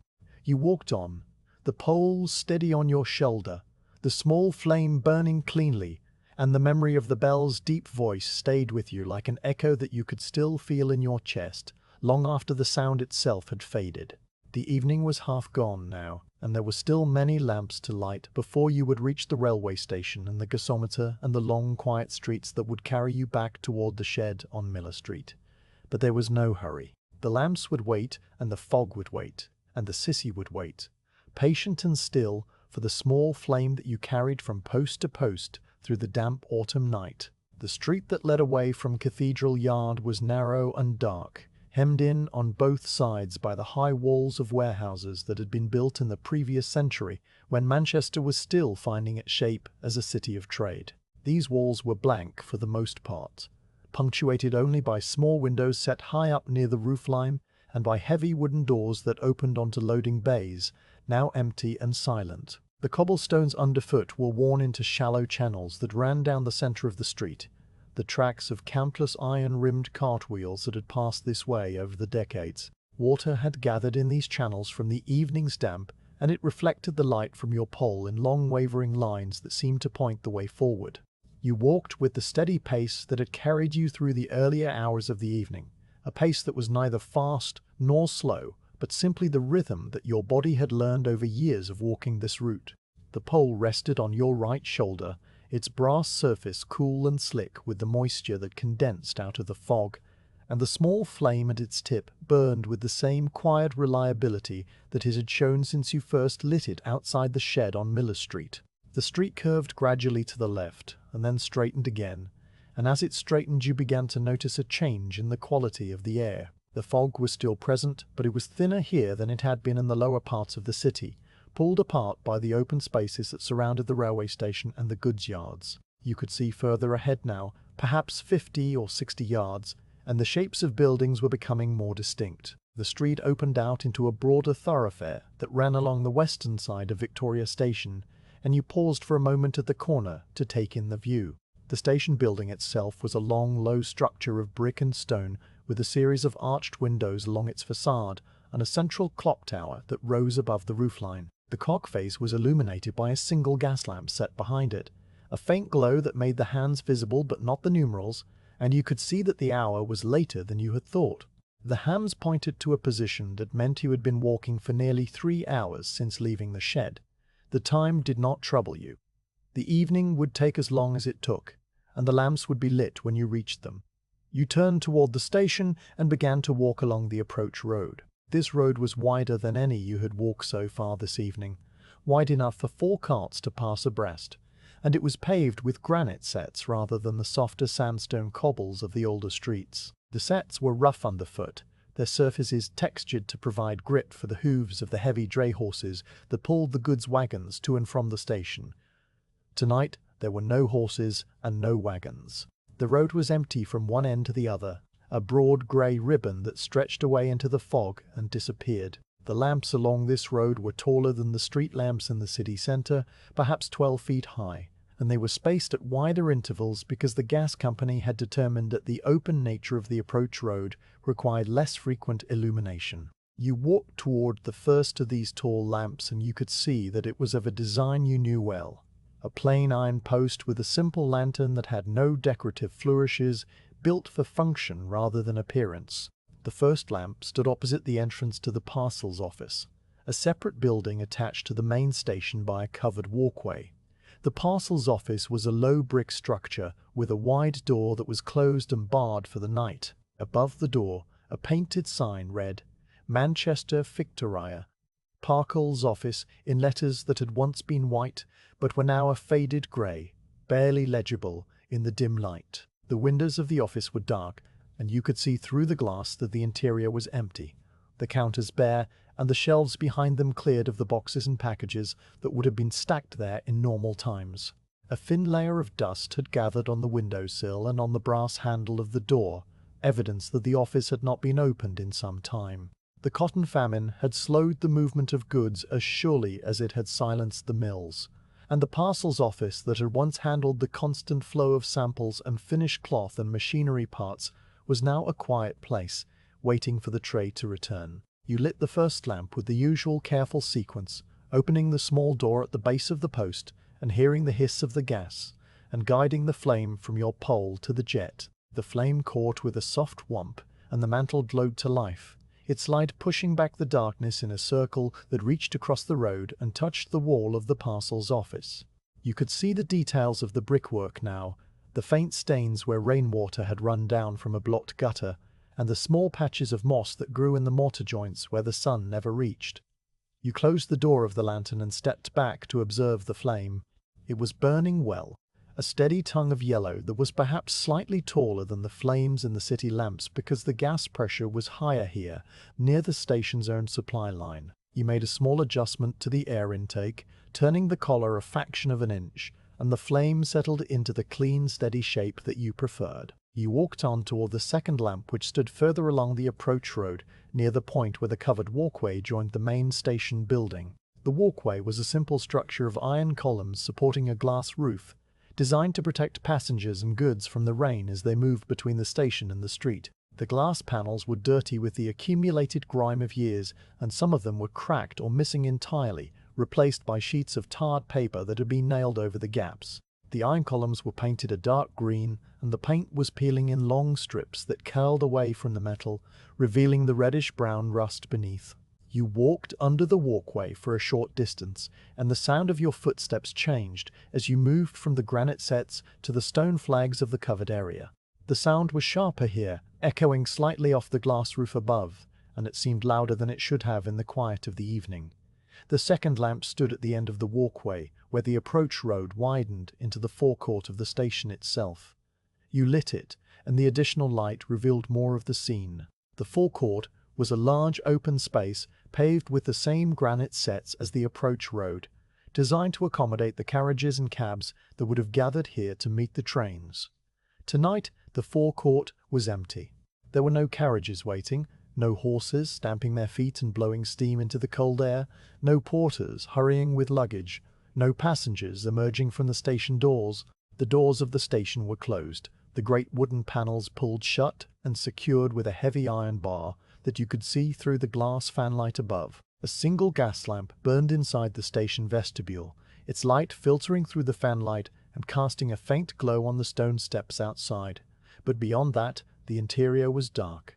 You stood for a moment in the forecourt, listening. The silence here was different from the silence of the streets and the canal bank. It was not an empty silence, but a waiting silence, the silence of a place that was accustomed to noise and activity and had not yet adjusted to the quiet. You could almost hear the echoes of the sounds that should have been there, the clatter of wheels and the shouts of the porters and the hiss of steam from the locomotives. But they were not there. The only sounds were the soft hiss of the two lamps you had lit on the approach road and the more distant sound of something moving in the goods yards beyond the station. You turned your head toward the sound and listened carefully. It was a locomotive, you were certain of that, But it was far away and moving slowly, its sound muffled by the fog and the intervening buildings. A single engine shunting a few wagons somewhere in the maze of tracks that spread out behind the station. The sound came and went, fading into the greyness and then returning, a low chuffing that was more felt than heard. You left the forecourt and walked along the side of the station building toward the goods yards. There were more lamps here, a row of them that lined the road leading to the goods entrance, and you lit them one by one as you walked. The third lamp stood near a small gatehouse that was dark and empty, its window boarded over with a single plank of wood. The fourth lamp was positioned at the corner where the road turned to follow the boundary wall of the goods yard. The fifth lamp stood opposite a long, low shed that had once been used for the storage of cotton bales awaiting shipment. The doors of the shed were open, hanging slightly askew on their iron hinges, and you could see into the dark interior. It was empty, the floor swept clean, but for a few scattered wisps of raw cotton that had caught on the rough boards and now lay there like small drifts of snow in the darkness. The cotton was grey with dust and damp, and it moved slightly in a current of air that you could not feel, shifting and settling in a way that made it seem almost alive. You lit the fifth lamp, and the light fell across the open doors of the shed and the empty floor within. The sight of the empty shed was a familiar one to you now, because you had passed it many times since the spring when the last of the stored cotton had been removed and sent to the few mills that were still running on short time. You did not pause to look at it for long, because there was nothing to see that you had not seen before. You walked on and lit the sixth lamp, which stood at the entrance to the goods yard itself. The yard was a vast open space crisscrossed by railway tracks and dotted with the dark shapes of wagons and vans that had been shunted into sidings and left there. The tracks gleamed dully in the light from your lamp, the polished surface of the rails catching the faint glow and reflecting it back in thin silver lines that curved away into the fog. The wagons were silent and still, their wooden sides dark with moisture and their iron wheels rusted in the flanges where they sat on the rails. Some of them were covered with tarpaulins that had been tied down and then left to weather, the ropes slack and the canvas sagging under the weight of collected rainwater.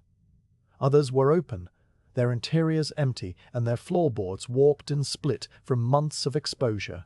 You did not enter the goods yard. Your route took you along the boundary wall, where a final lamp stood at the far corner, marking the point where you would turn away from the station and begin the walk back toward the northern part of the city. You walked along the wall, your footsteps crunching softly on the cinders that had been spread here to provide footing for the railway workers. The wall was made of the same dark brick as the station buildings, and it was topped with a row of broken glass set into the mortar, a deterrent to anyone who might think of climbing over. The glass caught the light from your pole in small sharp glints, a reminder of its presence even when the rest of the wall was lost in the darkness. You reached the seventh lamp and lit it, the flame catching easily and casting its glow across the wall, and the nearest railway track and the dark shape of a covered van that sat on the siding just beyond.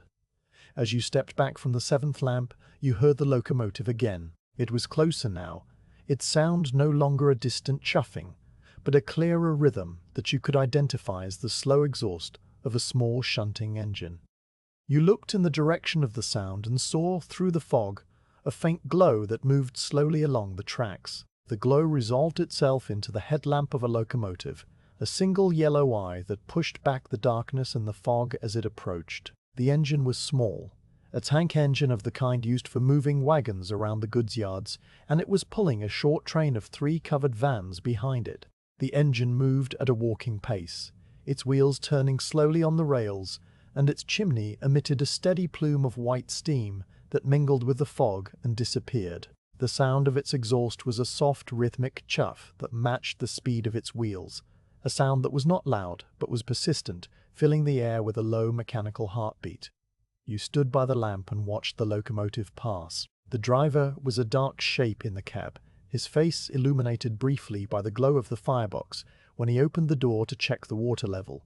He did not look in your direction, and you did not raise a hand in greeting. You were both men doing your work in the quiet of the evening, and there was no need for acknowledgement beyond the simple fact of your shared presence in the yard. The locomotive passed the lamp and continued along the track, its sound gradually fading as it was swallowed by the fog and the distance. The 3 vans followed behind, their wooden bodies creaking softly as they rolled over the joints in the rails, and then they too were gone, leaving only the faint smell of coal smoke and hot oil that hung in the damp air. The yard was silent again, the silence made deeper by the brief interruption of the engines passing. You turned away from the yard and began to walk toward the street that would lead you back into the northern part of the city. There was one more lamp to light before you left the station precinct, a lamp that stood at the junction where the station approach met the public road. You walked toward it with the same steady pace, the pole balanced on your shoulder, the small flame burning cleanly. The fog had thickened again now that you were leaving the open spaces around the station and moving back into the streets, and the light from the lamps you had lit behind you was already fading into soft diffuse glows that seemed to float without any connection to the post that supported them. You reached the 8th lamp and lit it, the final point of light in this section of your route. The flame caught and steadied, and you closed the door and stepped back. The lamp burned well, its light joining the others in a receding chain that marked your passage along the station approach and into the goods yard beyond. You stood at the junction for a moment, orienting yourself for the next part of the route. The road ahead led toward Miller Street and the gasometer and the long quiet streets of the northern district where you would begin the return leg of your evening, walking back through streets that were already lit and checking the lamps you had ignited hours before. The thought of the return walk was a pleasant one because it meant that the hardest part of the work was done and the rest of the evening would be a matter of observation rather than action. You would walk the same streets in reverse, seeing the lamps you had lit from the other direction, watching the flames burn steadily behind their glass doors, making small adjustments where necessary, and noting anything that would need attention in the daylight. It was the quieter half of the night, and you looked forward to it in the same way that a man looks forward to the slow settling of evening into the deeper quiet of midnight. You turned onto the public road and began to walk. The street was narrow here, lined with small houses that had been built for the railway workers in the early days of the station. The houses were dark, their windows covered with thin curtains that showed no light behind them. A single cat sat on the doorstep, washing its face with a paw that it licked, and then drew over its ear in a slow, deliberate motion. The cat paused as you passed, one paw still raised, and watched you with eyes that caught the light from your pole and reflected it back in 2 small green points. You walked on, and the cat resumed its washing, unconcerned by your presence. The street curved, and the houses gave way to a tall, blank wall that marked the boundary of a timber yard, its gates closed and chained. The smell of cut wood and sawdust lingered in the air, a clean, dry smell that was a pleasant change from the damp and the coal smoke. You walked past the timber yard, and the wall ended, and the street opened out slightly, revealing the dark shape of the gasometer on Miller Street rising against the grey sky ahead. The gasometer was a familiar landmark, a great iron bell that rose and fell with the pressure of the gas that fed the city's lamps, and its presence meant that you were nearing the halfway point of your long evening route. You adjusted the pole on your shoulder and continued walking, the small flame burning steadily, the quiet of the night settling around you like a familiar and comfortable weight. The road from the station precinct led you into a part of the city that was neither commercial nor residential in the ordinary sense, but was instead given over to the infrastructure that made Manchester function. The gasworks and the water pumping stations and the coal yards and the corporation stables that housed the horses who pulled the municipal carts. The buildings here were functional rather than ornamental, constructed of the same dark brick as the mills, but lower and broader, their roofs made of slate, and their windows small and set high in the walls. There were no shop fronts, and no painted signs, and no curtains in the windows because no one lived here, except perhaps a night watchman, who would be somewhere else on his rounds at this hour. The streets were quieter even than the streets you had walked earlier, a deep stillness that seemed to have settled into the very bricks and mortar of the place. Your footsteps on the cobblestones were the only sound, and they seemed small against the weight of the silence, each footfall absorbed by the damp air and the high blank walls that lined the road. You walked along Miller Street with the pole balanced on your shoulder, and the small flame burning steadily at its tip. The street was straight here, and you could see the gasometer from some distance away, its great iron framework rising against the grey sky like the skeleton of some enormous creature that had settled to rest in the middle of the city. The gasometer was not a single structure, but a complex of several parts.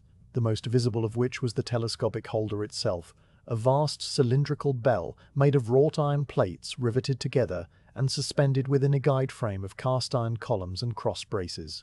The bell rose and fell according to the volume of gas stored within it, its movement so slow that it was imperceptible to the eye, unless you watched for a very long time, and its position indicated the pressure of the gas that fed the thousands of lamps across the city. Tonight the bell was perhaps halfway up the guide frame, a dark shape that merged with the fog at its upper edge and reflected the faint glow of the nearest street lamp on its lower curves. The iron plates were painted with a thick coat of black bitumen to protect them from rust, and the surface had a dull sheen in the damp air, like the skin of a whale rising from deep water. You walked toward the gasometer, and as you drew nearer the details of the structure became clearer. The guide frame was made of vertical columns, perhaps 40 feet high, set in a circle around the holder and connected by horizontal beams and diagonal cross braces that formed a rigid cage. The columns were painted the same dark bitumen as the holder, and they were streaked with rust in places where the coating had worn thin, long vertical stains that ran down from the bolted joints. At the base of the frame there was a deep circular tank of water into which the lower edge of the bell descended when the holder was empty, the water forming a seal that prevented the gas from escaping. The tank was constructed of brick and lined with a thick layer of clay puddle that kept it watertight, and the surface of the water was visible as a dark ring around the base of the holder, still and black and reflecting nothing. A low brick wall surrounded the entire installation, topped with iron railings that had been painted black and were now spotted with rust, and the single gate gave access to the narrow walkway that ran around the perimeter. You did not enter the gate because you had no business inside the gasometer enclosure. Your responsibility was the street lamps and the smaller regulator valves that controlled the flow of gas to different districts, not the great holder itself, which was tended by the gasworks engineers who worked in shifts around the clock. You walked past the gate and continued along Miller Street toward a point where the road widened slightly to accommodate a small brick building that housed one of the district regulator stations. The building was no larger than a garden shed, a simple rectangle of brick with a pitched slate roof and a single door made of thick oak planks. The door was painted a dark green, and it had a small brass plate fixed to it that read Manchester Corporation, Gas Works District Regulator, No. 7 in letters that had been polished by the touch of many hands over the years. You stopped in front of the door and lowered the pole from your shoulder, leaning it carefully against the brick wall where it would be out of the way, but still within reach.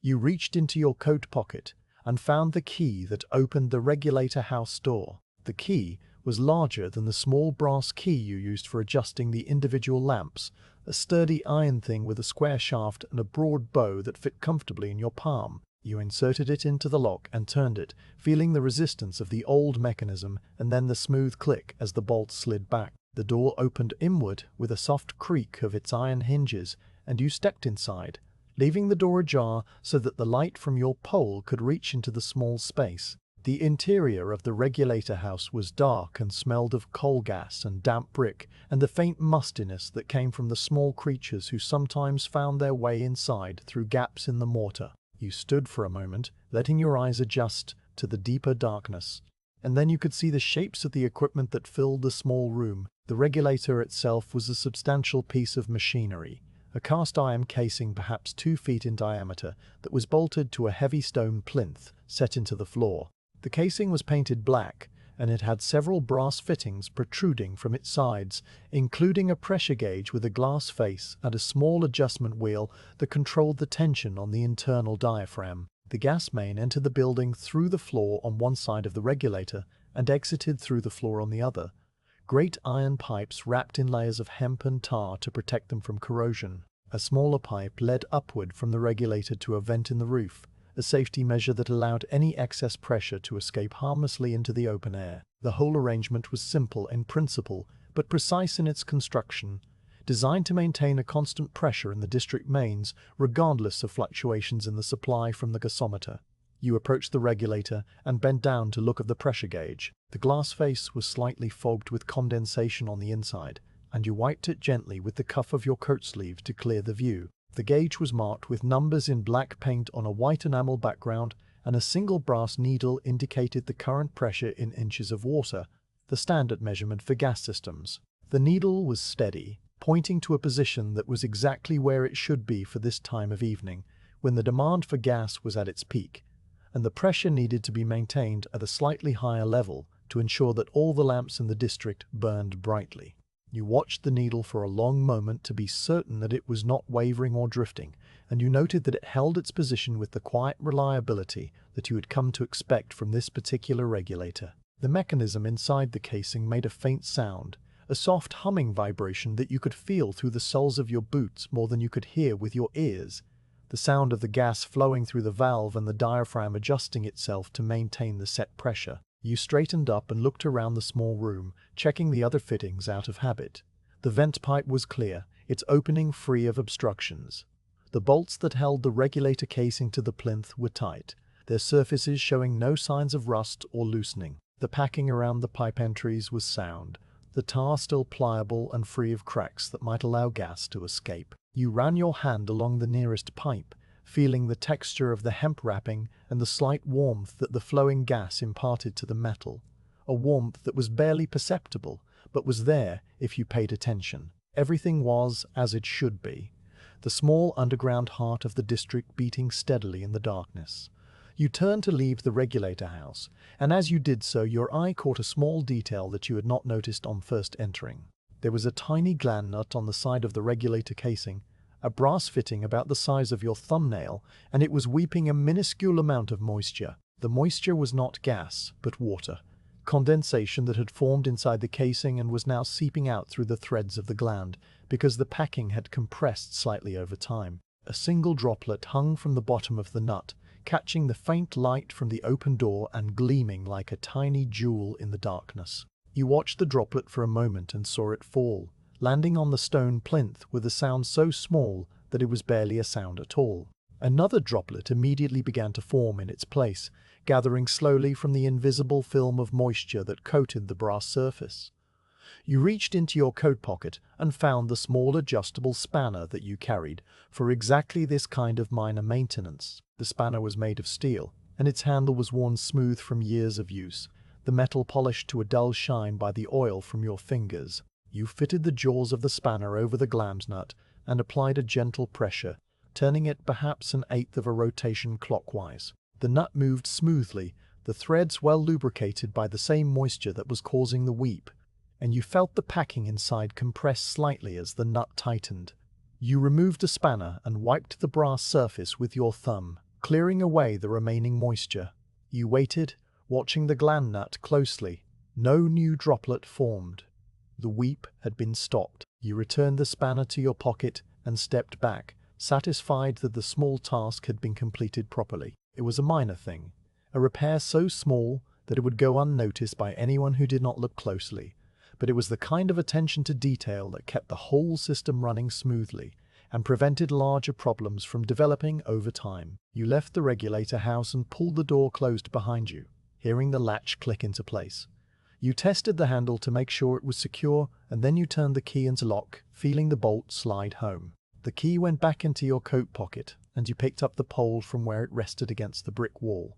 The flame was still burning steadily, unaffected by the brief time it had spent leaning unattended.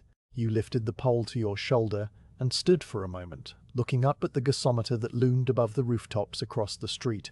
The fog had thickened slightly while you were inside the regulator house, and the upper part of the guide frame was now lost in the greyness, only the lower portion visible as a dark cage of iron against the lighter grey of the sky. The great bell of the holder had shifted almost imperceptibly in the time you had been inside, settling perhaps a quarter of an inch lower in its frame as the gas was drawn off to feed the lamps you had lit across the district.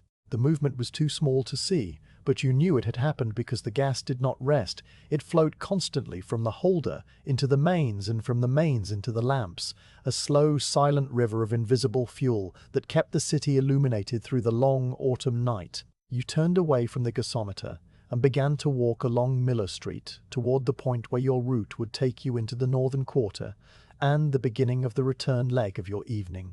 The street here was lined with the high walls of coal yards, their gates closed and their interiors dark. The smell of coal was strong in the air, a dry, dusty smell that caught in the back of your throat, overlaid with the faint metallic odor of the gasworks and the ever-present damp of the fog. You walked past a yard where a mountain of coal rose up against the wall, a black shape that was visible only as a deeper darkness against the grey sky. The coal had been delivered by canal barge and then carted to the yard where it waited to be distributed to the mills and the gasworks and the domestic hearths of the city.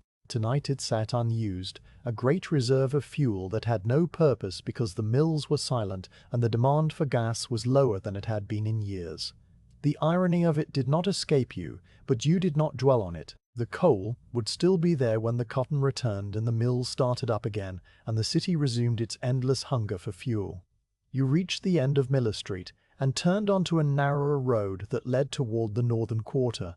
The change in the character of the streets was gradual but noticeable. The blank walls of the infrastructure buildings gave way to smaller workshops and then to rows of terraced houses, their front doors opening directly onto the pavement and their windows dark behind thin curtains.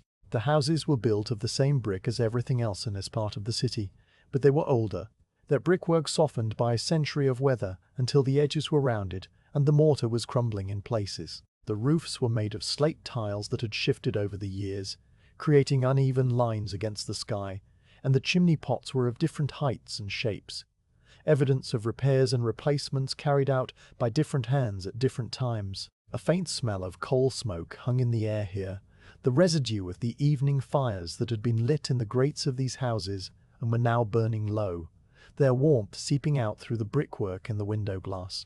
You walked along this street with the same steady pace, the pole on your shoulder and the small flame burning at its tip. The lamps here were already lit because this was the return leg of your route, the half of the evening where you walked back through streets you had illuminated hours before and checked that each flame was still burning as it should. The first lamp you came to was burning well, its mantle a steady tongue of yellow behind the glass, and you passed it without stopping. The second lamp was also good, its flame clean and bright. The third lamp had developed a small flicker, a wavering in the flame that indicated a slight blockage in the jet or a change in the gas pressure. You stopped and opened the glass door and used the small wire from your pocket to clear the jet, inserting the wire into the tiny opening and feeling the resistance of whatever small particle had lodged there. The wire came away clean and the flame steadied immediately, returning to its proper shape. You closed the door and continued walking. The street curved and the houses on one side gave way to a small open space where a single tree grew, a plane tree of the kind that had been planted throughout Manchester in the previous century because they tolerated the smoke and the poor air better than most other species. The tree was bare now, its leaves having fallen weeks ago, and its branches made a dark tracery against the grey sky. The bark of the trunk was mottled in patches of pale green and brown and grey, the characteristic pattern of the plane, and it was slick with moisture from the fog. A single gas lamp stood at the edge of the open space, and you checked it as you passed, noting that the flame was steady and the glass was clean. The light from the lamp fell on the trunk of the tree and on the wet grass beneath it, and on the iron bench that someone had placed there many years ago, a simple bench of curved metal slats that was now empty and slick with the evening's damp. You walked on and the street rejoined the terraced houses, the rhythm of your footsteps matching the rhythm of your breathing and the slow beat of your heart. The return leg was always like this, a quiet procession through familiar streets where the work was already done and all that remained was to observe and to note and to make the small adjustments that kept the system whole. There was a peace in this part of the evening that you did not find in the earlier hours when each lamp required your active attention. Now you were simply a presence moving through the lit streets, a witness to the steady burning of the flames you had set, a guardian of the light that pushed back the darkness and the fog. You walked on through the quiet of the northern quarter, the gasometer and the regulator house and the weeping bland nut already fading into the background of your mind, replaced by the immediate details of the street before you and the lamps that waited to be checked, and the long, slow hours that still lay ahead before you would return to the shed on Miller Street and hang the pole on its iron hooks for another night. The street that carried you out of the northern district and toward the return leg of your route was called Oldham Street, a long, straight thoroughfare that ran from the edge of the infrastructure quarter all the way down toward the center of the city. It was a street of shops and small businesses, the kind of street where the ground floors were given over to trade and the upper floors to storage or to the cramped living quarters of the shopkeepers and their families.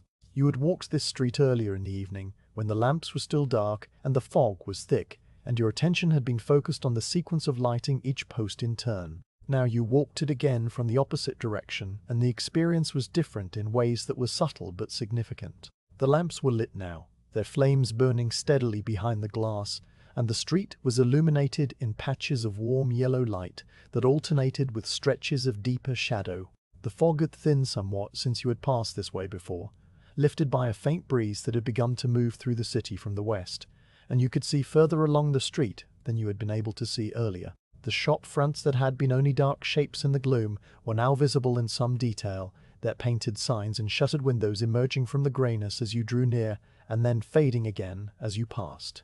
You walked with the pole resting on your shoulder, its weight a familiar presence that you no longer noticed except as a background awareness. The small flame at its tip was turned low now, just a pilot light that burned with a quiet blue-yellow flicker because you no longer needed its full illumination to find your way. The street was lit by the lamps you had already set, and those lamps provided all the light you required to see the cobblestones underfoot, and the walls on either side and the occasional small details that caught your attention as you passed. Your pace was the same steady rhythm that had carried you through the earlier hours of the evening, neither fast nor slow, a walking pace that matched the beating of your heart and the slow drift of the fog overhead. There was no need to hurry, because the return leg was not a task to be completed, but a condition to be inhabited.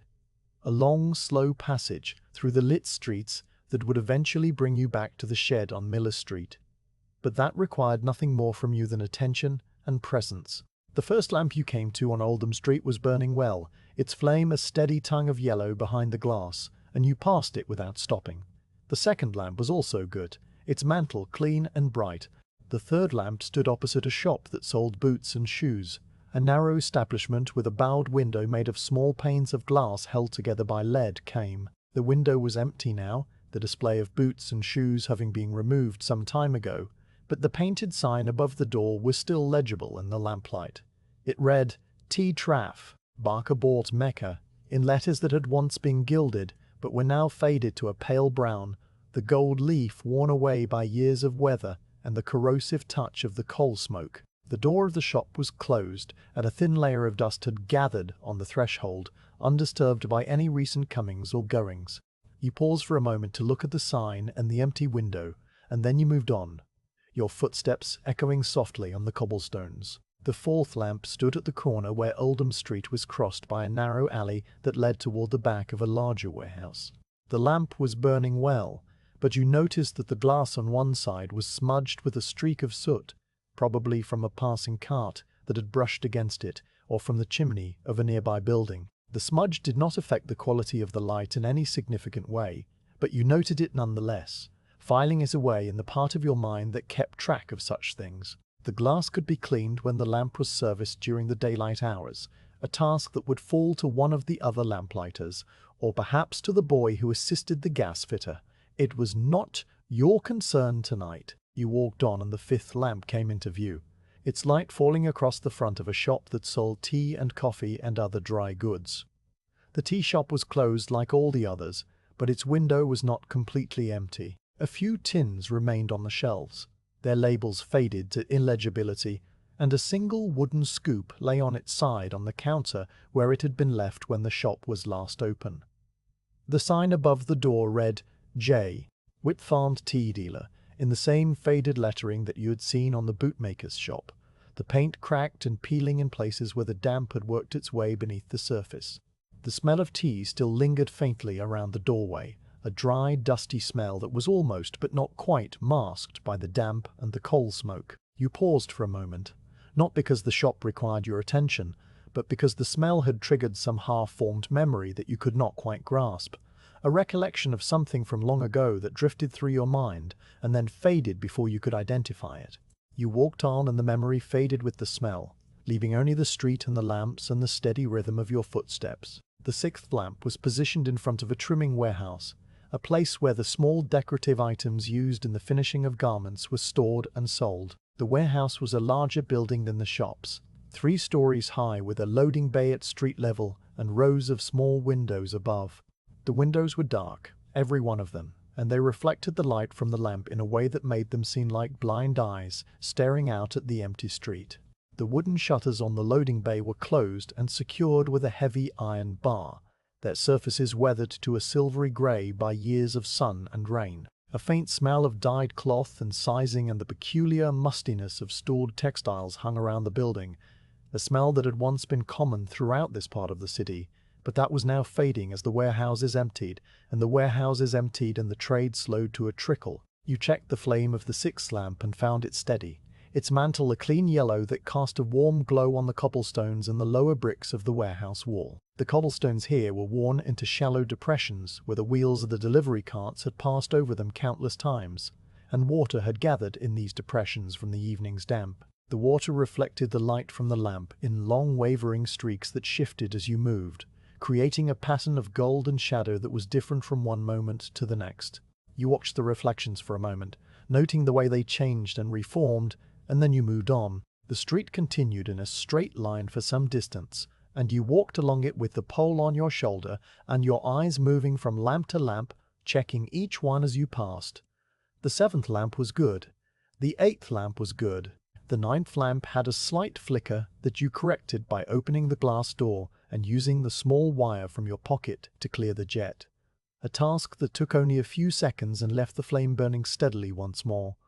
You closed the door and heard the click of the catch and continued walking. The 10th lamp stood opposite a narrow court that led off to the left, a dark gap between two buildings that was barely wide enough for a person to pass through.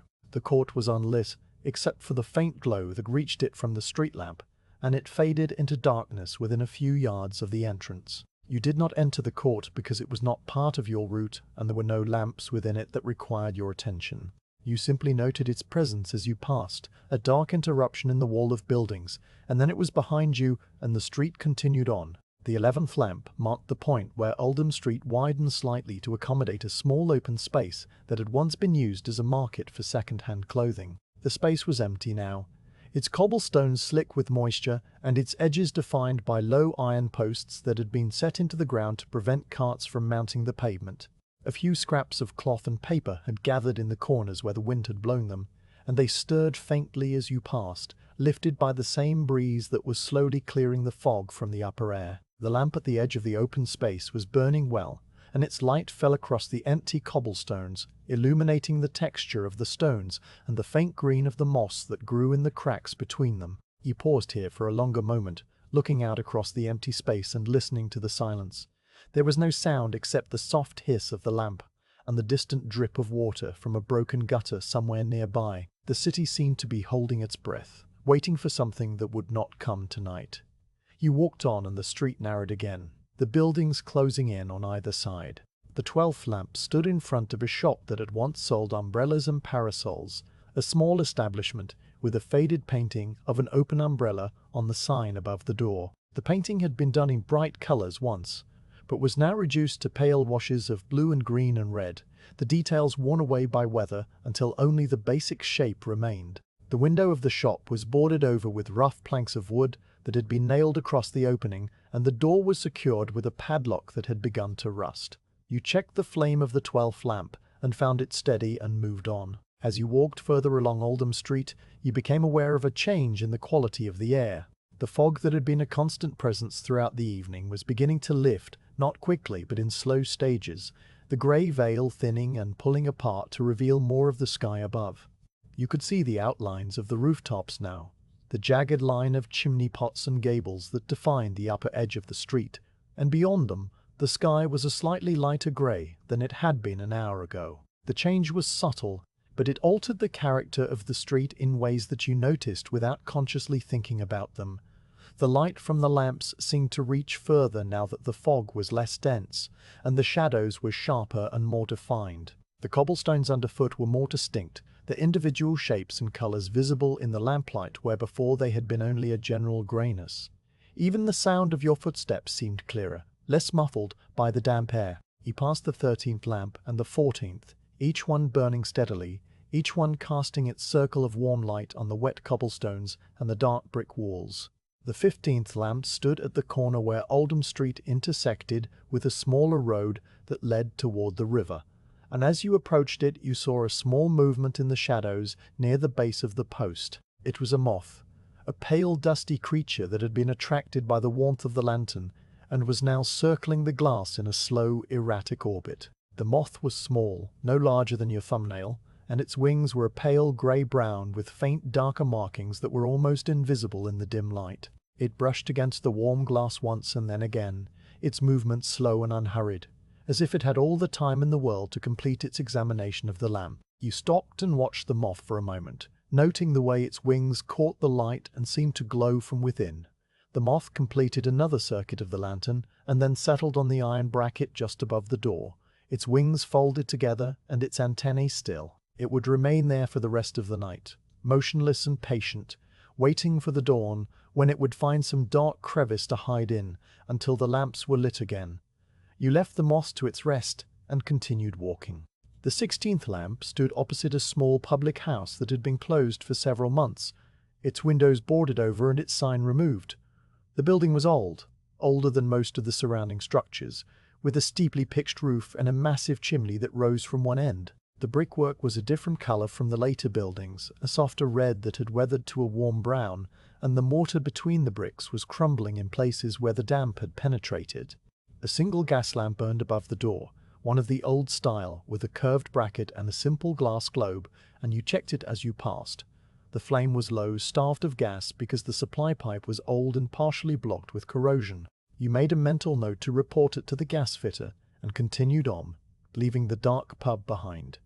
The street began to slope downward now, descending gently toward the lower ground where the canal and the mills lay hidden in the remaining fog. You could feel the change in the angle under your feet, a subtle adjustment that your body made without conscious thought, and your pace slowed slightly to accommodate the incline. The lamps continued at their regular intervals, and you passed them one by one, checking each flame and noting the small variations that distinguished one post from another.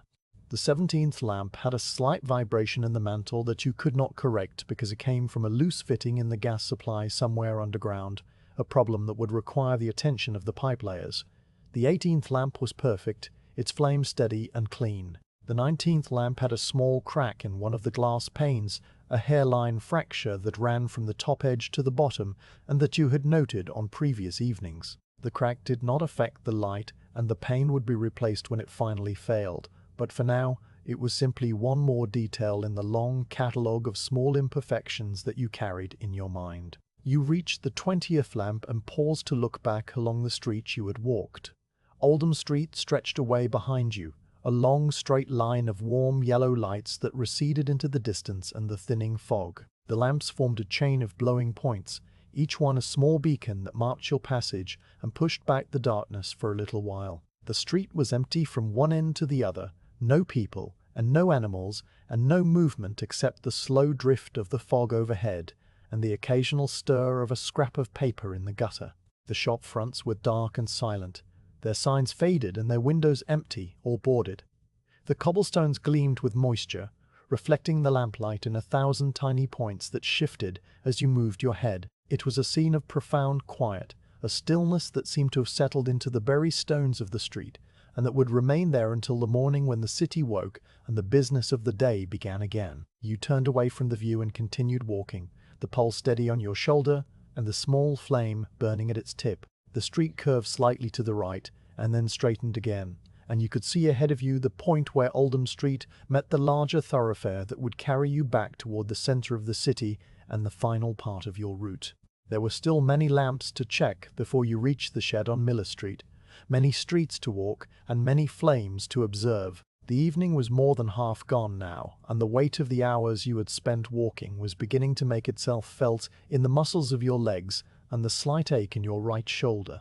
It was not an unpleasant feeling, but rather a kind of deep tiredness that came from doing steady work over a long period of time.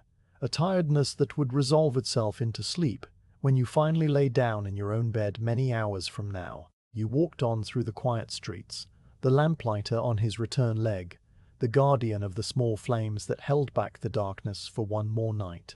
The street that led down toward the river and the weavers' cottages was called Mercy Street. though it was not near the River Mersey, but rather a smaller tributary that flowed into the Airwell somewhere below the mills. The name was old, a remnant from the time when this part of Manchester had been a separate village with its own customs and its own way of naming things, and it had survived through all the changes that had transformed the surrounding area into a dense warren of brick and industry. The street was narrower than the commercial thoroughfares you had walked earlier, narrow enough that a cart could pass only with care, and two carts could not pass at all without one pulling into a side entrance to let the other by. The buildings on either side were lower too, mostly 2 stories with the occasional 3-story house where a family had added an extra floor in some previous decade. These were the weavers' cottages, built in the late years of the previous century and the early years of this one, when the cotton trade was still conducted largely in the home, and a man could weave cloth in his own cellar, while his wife and children tended the other tasks of the household. You walked down Mersey Street with the pole resting on your shoulder and the small flame burning low at its tip. The street sloped gently toward the river, and the cobblestones underfoot were older than those in the center of the city, smaller and more irregular, laid by hands that did not have the benefit of the modern paving techniques. They were worn smooth in the center where generations of feet had passed over them, the surface polished to a dull sheen that reflected the light from the street lamps in soft wavering patterns. The lamps themselves were spaced more closely here than on the broader streets, perhaps every 30 feet, because the narrowness of the road meant that the light did not carry as far, and the gas company had long ago determined that additional posts were necessary to maintain adequate illumination. The lamps were of an older design as well, simpler than the ornate posts in the commercial center, with plain iron standards and small square lanterns that had been installed when gas lighting first came to this part of the city. You checked the first lamp as you passed it, noting that the flame was steady and the glass was clean. The light from the lamp fell across the front of the nearest cottage, illuminating the worn stone steps that led up to the front door and the small window beside it with its simple lace curtain. The curtain was clean, but thin. The pattern of flowers and leaves faded by years of washing and exposure to the sun, and it hung straight and still in the damp air. Behind the curtain the room was dark, no candle or lamp burning within, and the glass reflected only the street and the fog and your own dark shape moving past. The door of the cottage was painted a dark green, and the paint was peeling in places, revealing the grey wood beneath, and the brass knocker was dull with tarnish. There was no sound from within, no voices and no movement, only the silence that had settled over all these houses since the looms had fallen quiet.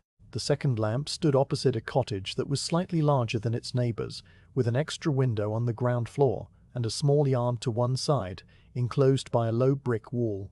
The yard was empty except for a wooden barrel that had been placed under a broken gutter spout to catch the rainwater. The barrel was full, the water visible as a dark gleam just below the rim, and the overflow ran down the side of the barrel in a slow, steady trickle that had worn a shallow channel in the packed earth of the yard. The sound of the water dripping from the gutter into the barrel was the only sound in the street, aside from your own footsteps, a soft, irregular plink that repeated every few seconds as another drop gathered and fell. The rhythm of the dripping was not constant but varied slightly with the amount of water in the gutter and the movement of the air, so that sometimes 2 drops fell close together, and sometimes there was a longer pause between them. You listened to this sound as you walked past, and it seemed to measure out the passage of time in a way that was slower and more patient than the ticking of any clock. The third lamp illuminated the entrance to a narrow passage that ran between 2 cottages and led back to a row of privies and wash-houses that served the families on this side of the street. The passage was dark, its brick walls close together and its floor paved with broken flagstones that had settled into uneven angles over the years. A faint smell of damp earth and coal ash and the particular mustiness of old brickwork drifted out of the passage and mingled with the other smells of the street. You did not enter the passage because there were no lamps within it and it was not part of your route. You simply noted its presence as you passed, a dark interruption in the wall of cottages, and then it was behind you, and the street continued on. The fourth lamp stood directly in front of a cottage whose cellar window was visible at ground level, a small opening protected by iron bars and set into the base of the wall just above the pavement. This was the loom cellar, the heart of the weaver's home, the place where the heavy wooden frame of the hand loom had once stood, and where the weaver had spent his days passing the shuttle back and forth across the warp. The window was dark tonight, as it had been for many months now, and through the bars you could see only the faintest suggestion of the space within. There was no light, no movement, no sound of the loom. The shuttle did not fly, and the beater did not swing, and the treadles did not rise and fall under the weaver's feet. The cellar was silent and still, its brick floor bare and its walls damp with the moisture that seeped up from the ground. A faint smell of size and cotton dust still lingered around the window, a ghost of the work that had once been done there, but it was fading now, overlaid by the smell of damp and disuse. You paused for a moment at the fourth lamp, not because it required attention, but because the sight of the dark loom's cellar always gave you a particular feeling that you could not quite name. It was not sadness exactly, and it was not pity, for you knew that the weavers were proud people who did not welcome the pity of others. It was something more like a quiet acknowledgement, a recognition of the change that had come to this street and to all the streets like it across the cotton districts. The looms had fallen silent, not because the weavers had forgotten their craft or because the cloth was no longer needed, but because the raw cotton had stopped arriving from the American ports and the mills had no work to give them. The weavers waited, patient and still like their silent looms, for the ships to come again and the bales to be unloaded and the work to resume. In the meantime they did what they could, tending their small gardens and mending their clothes and standing in the quiet lines outside the soup kitchens and the relief offices. They endured and they waited, and they kept their dignity in the face of circumstances that they had not chosen and could not control. You turned away from the dark cellar window and continued walking down Mercy Street. The fifth lamp stood at a point where the street curved slightly to follow the line of the river, and its light fell across the front of a cottage that showed a small sign of life. In the upper window, visible through a gap in the thin curtain, a single tallow candle burned with a soft yellow flame that flickered gently in some current of air, too slight to feel from the street. The candle was set on the windowsill, its wax running down the side in a slow white rivulet that had hardened into a small mound on the painted wood. The light from the candle was warm and intimate, a domestic glow that spoke of someone awake in the quiet hours, perhaps reading or sewing or simply sitting with their thoughts. You looked at the candle for a moment and then you moved on, leaving the small point of light behind you in the darkness. The sixth lamp illuminated the entrance to another narrow court, this one deeper than the first and lined with smaller cottages that had been built later than the main street. Infill development from the years when the demand for weavers had been high and every available space had been pressed into service. The court was dark, its narrow entrance barely visible except as a gap in the wall, and the cottages within were silent. A single line of washing hung between two upper windows, forgotten in the damp evening, the clothes dark with moisture and motionless in the still air. They would not dry tonight, you knew, and they would still be hanging there in the morning when the women came out to take them down and spread them before the fire. The sight of the wet washing was a small reminder that life continued in these streets, even if the looms were silent, that the ordinary tasks of living went on regardless of the cotton and the mills and the distant events in America that no one here had ever seen. You reached the seventh lamp and paused to check the flame. It was burning well, a steady tongue of yellow that cast a warm glow on the cobblestones and the lower bricks of the nearest cottage. The cottage had a small front garden, no more than a strip of earth between the door and the pavement, and something had been planted there in the spring, perhaps a few flowers or some herbs for the kitchen. The plants were dead now, killed by the autumn frosts, their brown stalks bending under the weight of the moisture in the air. A single clay pot stood by the door, empty except for a small pool of rainwater that reflected the light from the lamp. You looked at the dead garden and the empty pot, and then you walked on. The eighth lamp stood at the point where Mercy Street dipped down toward the river, and the ground became softer and wetter underfoot. The cobblestones here were set into a bed of clay that held the moisture and never fully dried, so that even on the driest days there was a faint dampness rising from the ground. Tonight the stones were slick with a thin film of water that had seeped up from below, and your boots made a soft squelching sound as you walked, different from the sharp click of heel on dry stone. The sound was muffled by the damp air, and it seemed to belong to this place in a way that the sharper sounds of the commercial streets did not. The river was close now. You could smell it. A smell of wet earth and decaying leaves, and the faintly mineral odor of the water itself. and you could hear the soft sound of it moving over its stony bed, somewhere beyond the last row of cottages. As you approached the ninth lamp, he felt a small change in the sensation under your right foot. The lace of your boot had come loose, not completely undone, but loosened enough that the leather was no longer snug against your ankle. You stopped walking and lowered the pole from your shoulder, leaning it carefully against the iron post of the lamp so that the small flame would be out of the way, but still within reach if you needed it. You bent down, the movement slow and deliberate, because your legs were tired from the hours of walking and the muscles protested slightly at the change in position. The lace was wet and cold against your fingers as you took hold of it, the leather stiff from the damp, and you pulled it tight, feeling the boot close around your ankle once more. You tied the lace in a simple knot and then a bow, the movements automatic and requiring no thought, a task you had performed thousands of times in your life. When the knot was secure, you remained in the bent position for a moment longer, your hand resting on your knee, and you looked at the cobblestones close to your face. The stones were worn and rounded, their surfaces covered with a thin layer of silt that had washed down from the higher ground. In the cracks between them, small patches of moss grew, a deep green that was almost black in the dim light, and tiny droplets of water clung to the moss like beads of glass. A single pale worm had emerged from somewhere beneath the stones and was making its slow way across the surface, its body contracting and extending in a patient rhythm that had nothing to do with the human world. You watched the worm for a moment, noting the way it moved without hurry towards some destination that only it could perceive, and then you straightened up, your knee clicking softly as you rose. The ache in your legs was a familiar companion, and you did not mind it. It was simply the body's way of noting that work had been done and rest would be welcome when the time came. You picked up the pole and resumed walking. The 10th lamp stood at the very end of Mercy Street, where the road gave way to a rough track that led down to the riverbank. This lamp was the last one on your route in this part of the city, a final point of light before the darkness of the open ground beyond.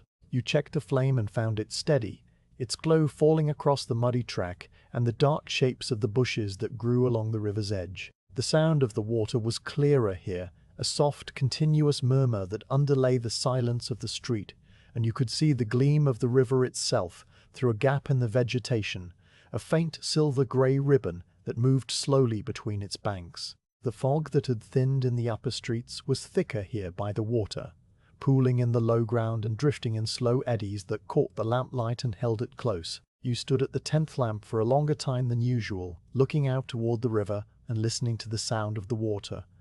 The evening was deep now, the hour late, and the city around you was as quiet as it ever became. The weavers' cottages behind you were dark except for the single candle you had seen in the upper window, a small point of warmth in the vast grey quiet. The looms in the cellars were silent, their wooden frames waiting in the darkness for the cotton that would come again someday.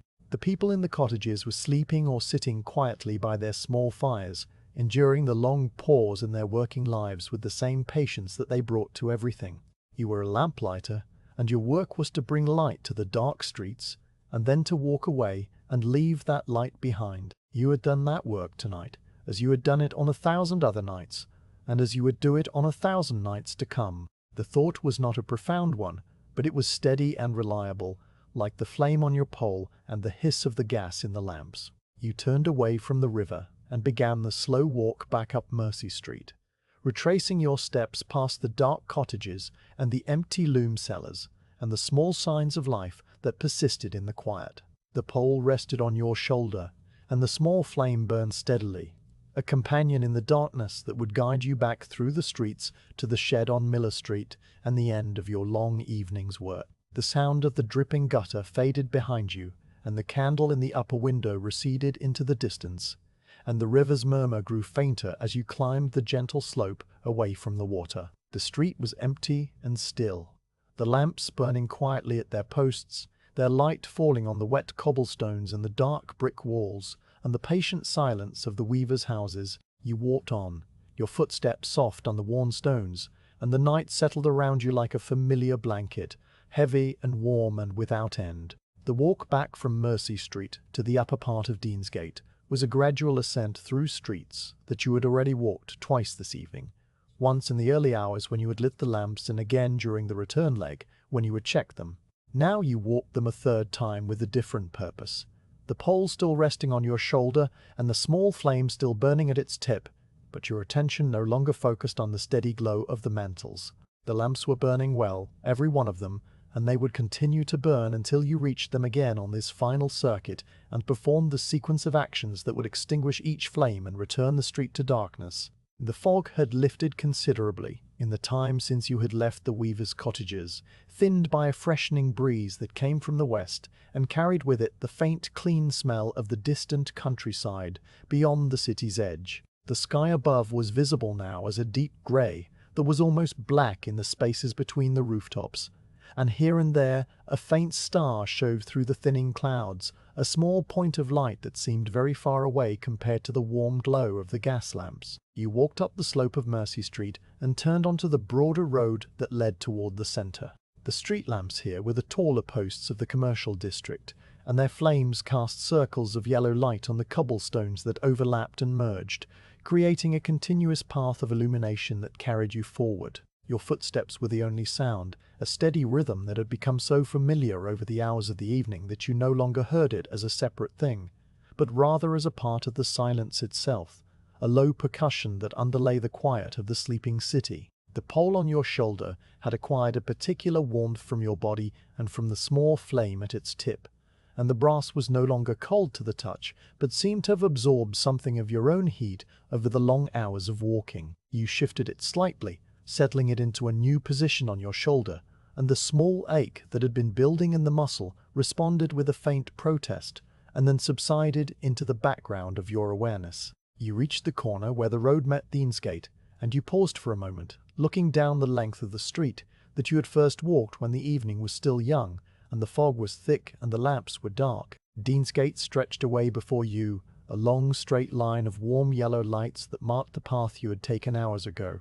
The lamps were arranged in their regular intervals, each one a small beacon that pushed back the darkness and the remaining shreds of fog, and their combined glow created a soft amber haze that hung over the street and made the brickwork of the building seem warmer than it was. The street was empty from one end to the other, no people and no carts and no animals, only the lamps and the cobblestones and the dark windows of the closed shops. It was the same scene that you had seen 1,000 times before on 1,000 other nights, and yet each time it felt slightly different. The particular quality of the light and the air and the silence combining in a way that was unique to this specific evening. You began to walk down Deansgate, moving from lamp to lamp in the reverse order of your earlier progress. The first lamp you came to was the one you had lit last on the outward journey, the post at the far end of the street near the point where the road curved toward the south. You stopped in front of it and lowered the pole from your shoulder, bringing it around in front of you so that you could reach the small brass catch that held the glass door shut. The sequence of extinguishing was the reverse of the sequence of lighting, and your hands knew it as well as they knew the other, the muscle memory guiding your movements without any need for conscious thought. You reached up and pressed the catch and swung the glass door open. The flame inside the lantern burned steadily, a small upright tongue of yellow that had been keeping its vigil since you had first set it hours ago. The hiss of the gas was still present, a soft continuous whisper that had been the constant companion of the lamp through the long evening. You reached into the lantern with your free hand and found the small brass tap that controlled the flow of gas to the jet. The tap was warm from the proximity of the flame, and its surface was smooth under your fingers. You turned it clockwise, a quarter turn and then a half turn, feeling the resistance of the valve packing and then the smooth rotation as the flow of gas was cut off. The flame responded immediately. It did not go out all at once, but rather shrank and changed, the tall yellow tongue collapsing into a smaller blue bead that clung to the tip of the jet for a moment longer. The blue bead wavered and flickered, and then it too vanished with a soft sound that was not quite a pop and not quite a sigh, but something in between, a gentle foot that was the last breath of the lamp before it fell dark. The hiss of the gas stopped, and the silence that followed was deeper than the silence before, as if the lamp had been holding a small portion of the night's quiet within itself and had now released it into the street. You waited for a count of 3 to be certain that the gas was fully shut off and that no residual flame lingered anywhere in the mechanism. The mantle was dark now, a small grey cone of fabric that would cool slowly over the next hours and be ready to light again when the next evening came. You reached up and swung the glass door closed, hearing the click of the catch as it seated itself in the frame. The lamp was dark and silent, returned to the state it had been in when you first approached it at the beginning of your route. You stepped back and looked at the extinguished lamp. The darkness around it seemed to press in more closely now that the small flame was gone, and the street felt different with one less point of light. The next lamp down the street still burned, and its glow reached the post you had just extinguished, but the quality of the light was changed, thinner and more distant. You lifted the pole back to your shoulder and began to walk toward the next lamp, your footsteps carrying you steadily along the familiar path. The second lamp was extinguished with the same careful sequence. Open the door, hear the hiss, turn the tap, watch the flame shrink from yellow to blue to nothing, close the door. Hear the click. The darkness followed you as you moved, a slow wave that rolled down Deansgate one lamp at a time. The third lamp was extinguished, and then the fourth. The street behind you was becoming darker with each post you passed, the chain of lights that had stretched all the way back to the far end, now broken into smaller segments that shrank as you walked. The cobblestones that had been illuminated by the lamps you extinguished were now visible only by the light that reached them from the lamps still burning ahead, a fainter and more diffuse glow that softened the edges of everything it touched. You worked your way down Deansgate with the same steady pace that had carried you through the entire evening. The fifth lamp and the sixth and the seventh each received the same attention, the same precise movements, the same quiet foot as the flame died. The fog had continued to lift, and you could now see the upper stories of the buildings on either side, their brickwork dark and their windows reflecting the remaining lamplight in faint rectangles of orange. The sky above was clearer still, a deep grey that was lightening almost imperceptibly toward the east, where the first hint of dawn was still some hours away, but already making itself known as a subtle change in the quality of the darkness. The stars that had been visible earlier were fading now, obscured by the high thin clouds that moved slowly across the sky, and the air had a different feel to it, cooler and cleaner than the heavy damp of the earlier evening. The eighth lamp stood at the corner where the narrow passage led toward St. Anne's Square, and you extinguished it and moved on. The ninth lamp was the one that had given you a small difficulty earlier in the evening, the post where the gas tap had been turned down and you had needed to adjust it with your key. Now the tap turned smoothly under your fingers, and the flame died without any hesitation, the gas flow cutting off cleanly. You closed the door and stepped back and noted that the post was now dark, its task for the night completed. The 10th lamp and the 11th followed, each one a small ritual of closure that marked the end of the lamp's working hours. As you approached the 12th lamp, you noticed that the moth you had seen earlier on the bracket near St. Anne's Square was no longer there. It had moved on sometime during the night, finding some other source of warmth, or simply returning to the dark crevice where it spent the daylight hours. The bracket was bare, its iron surface slick with the moisture that had condensed out of the fog, and the lamp burned steadily behind its glass, unaware that its small visitor had departed. You opened the door and turned the tap, and watched the flame die, the foot of extinction sounding louder in the quiet of the late night than it had earlier. The darkness that followed was complete in the immediate vicinity of the post, broken only by the distant glow of the lamps you had not yet reached. The 13th lamp stood opposite the tea dealer's shop, with its faded sign and its empty window. You extinguished it, and the light that had fallen on the sign and the window and the dusty threshold vanished, leaving the shop front in darkness. The 14th lamp was the one near the bootmaker's establishment, and you extinguished it as well, the flame shrinking and dying with the same soft sound. The 15th lamp and the 16th and the 17th each fell dark in turn, the street behind you now a long stretch of shadow punctuated only by the faint reflections of the remaining lamps ahead. You reached the 18th lamp and paused for a moment, not because you needed rest, but because you had become aware of a change in the air. The breeze that had been freshening from the west had dropped, and the city was settling into the deep stillness that came in the hours before dawn. The sounds that had been present throughout the evening, the distant drip of water, and the soft rustle of the wind and the occasional call of a night bird somewhere in the churchyard, had all faded away. There was only the hiss of the remaining lamps, and the sound of your own breathing, and the steady rhythm of your heart. The silence was complete and profound, a silence that seemed to have weight and presence, as if the city itself were holding its breath in the dark hours. You extinguished the 18th lamp and moved on to the 19th. This was the post that stood near the entrance to the yard where the cotton bales had once been unloaded. The gates closed and chained, and the cobbles inside covered with undisturbed silt. The lamp had burned steadily all night, its light falling on the weathered wood of the gates and the rusted iron of the chain. And now you reached up and opened the door and turned the tap and watched the flame die. The darkness that followed seemed to swallow the gates and the yard, and the memory of the wagons that had once passed through them.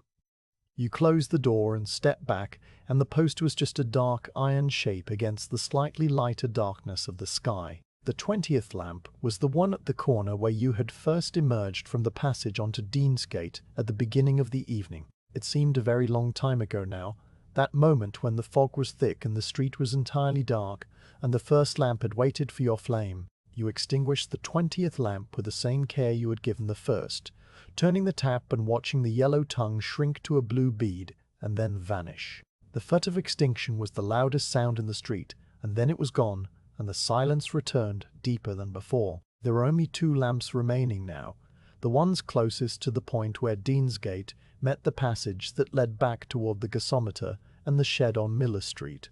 You walked toward the 21st lamp and extinguished it, the flame dying without protest, and then you walked toward the 22nd and final lamp on Deansgate. This was the post you had lit first, the one that stood at the very beginning of your evening's work, and it had been burning longer than any of the others.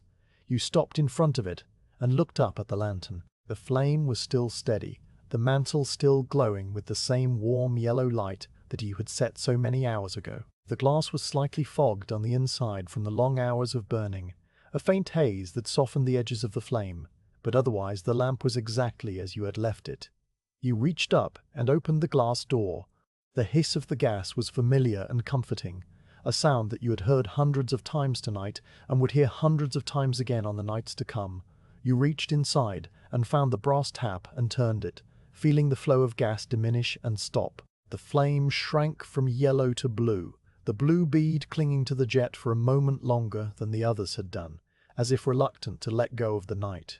Then it too vanished with a soft foot, and the lamp was dark. You closed the door and heard the click of the catch and stepped back. Deansgate was now completely dark from one end to the other.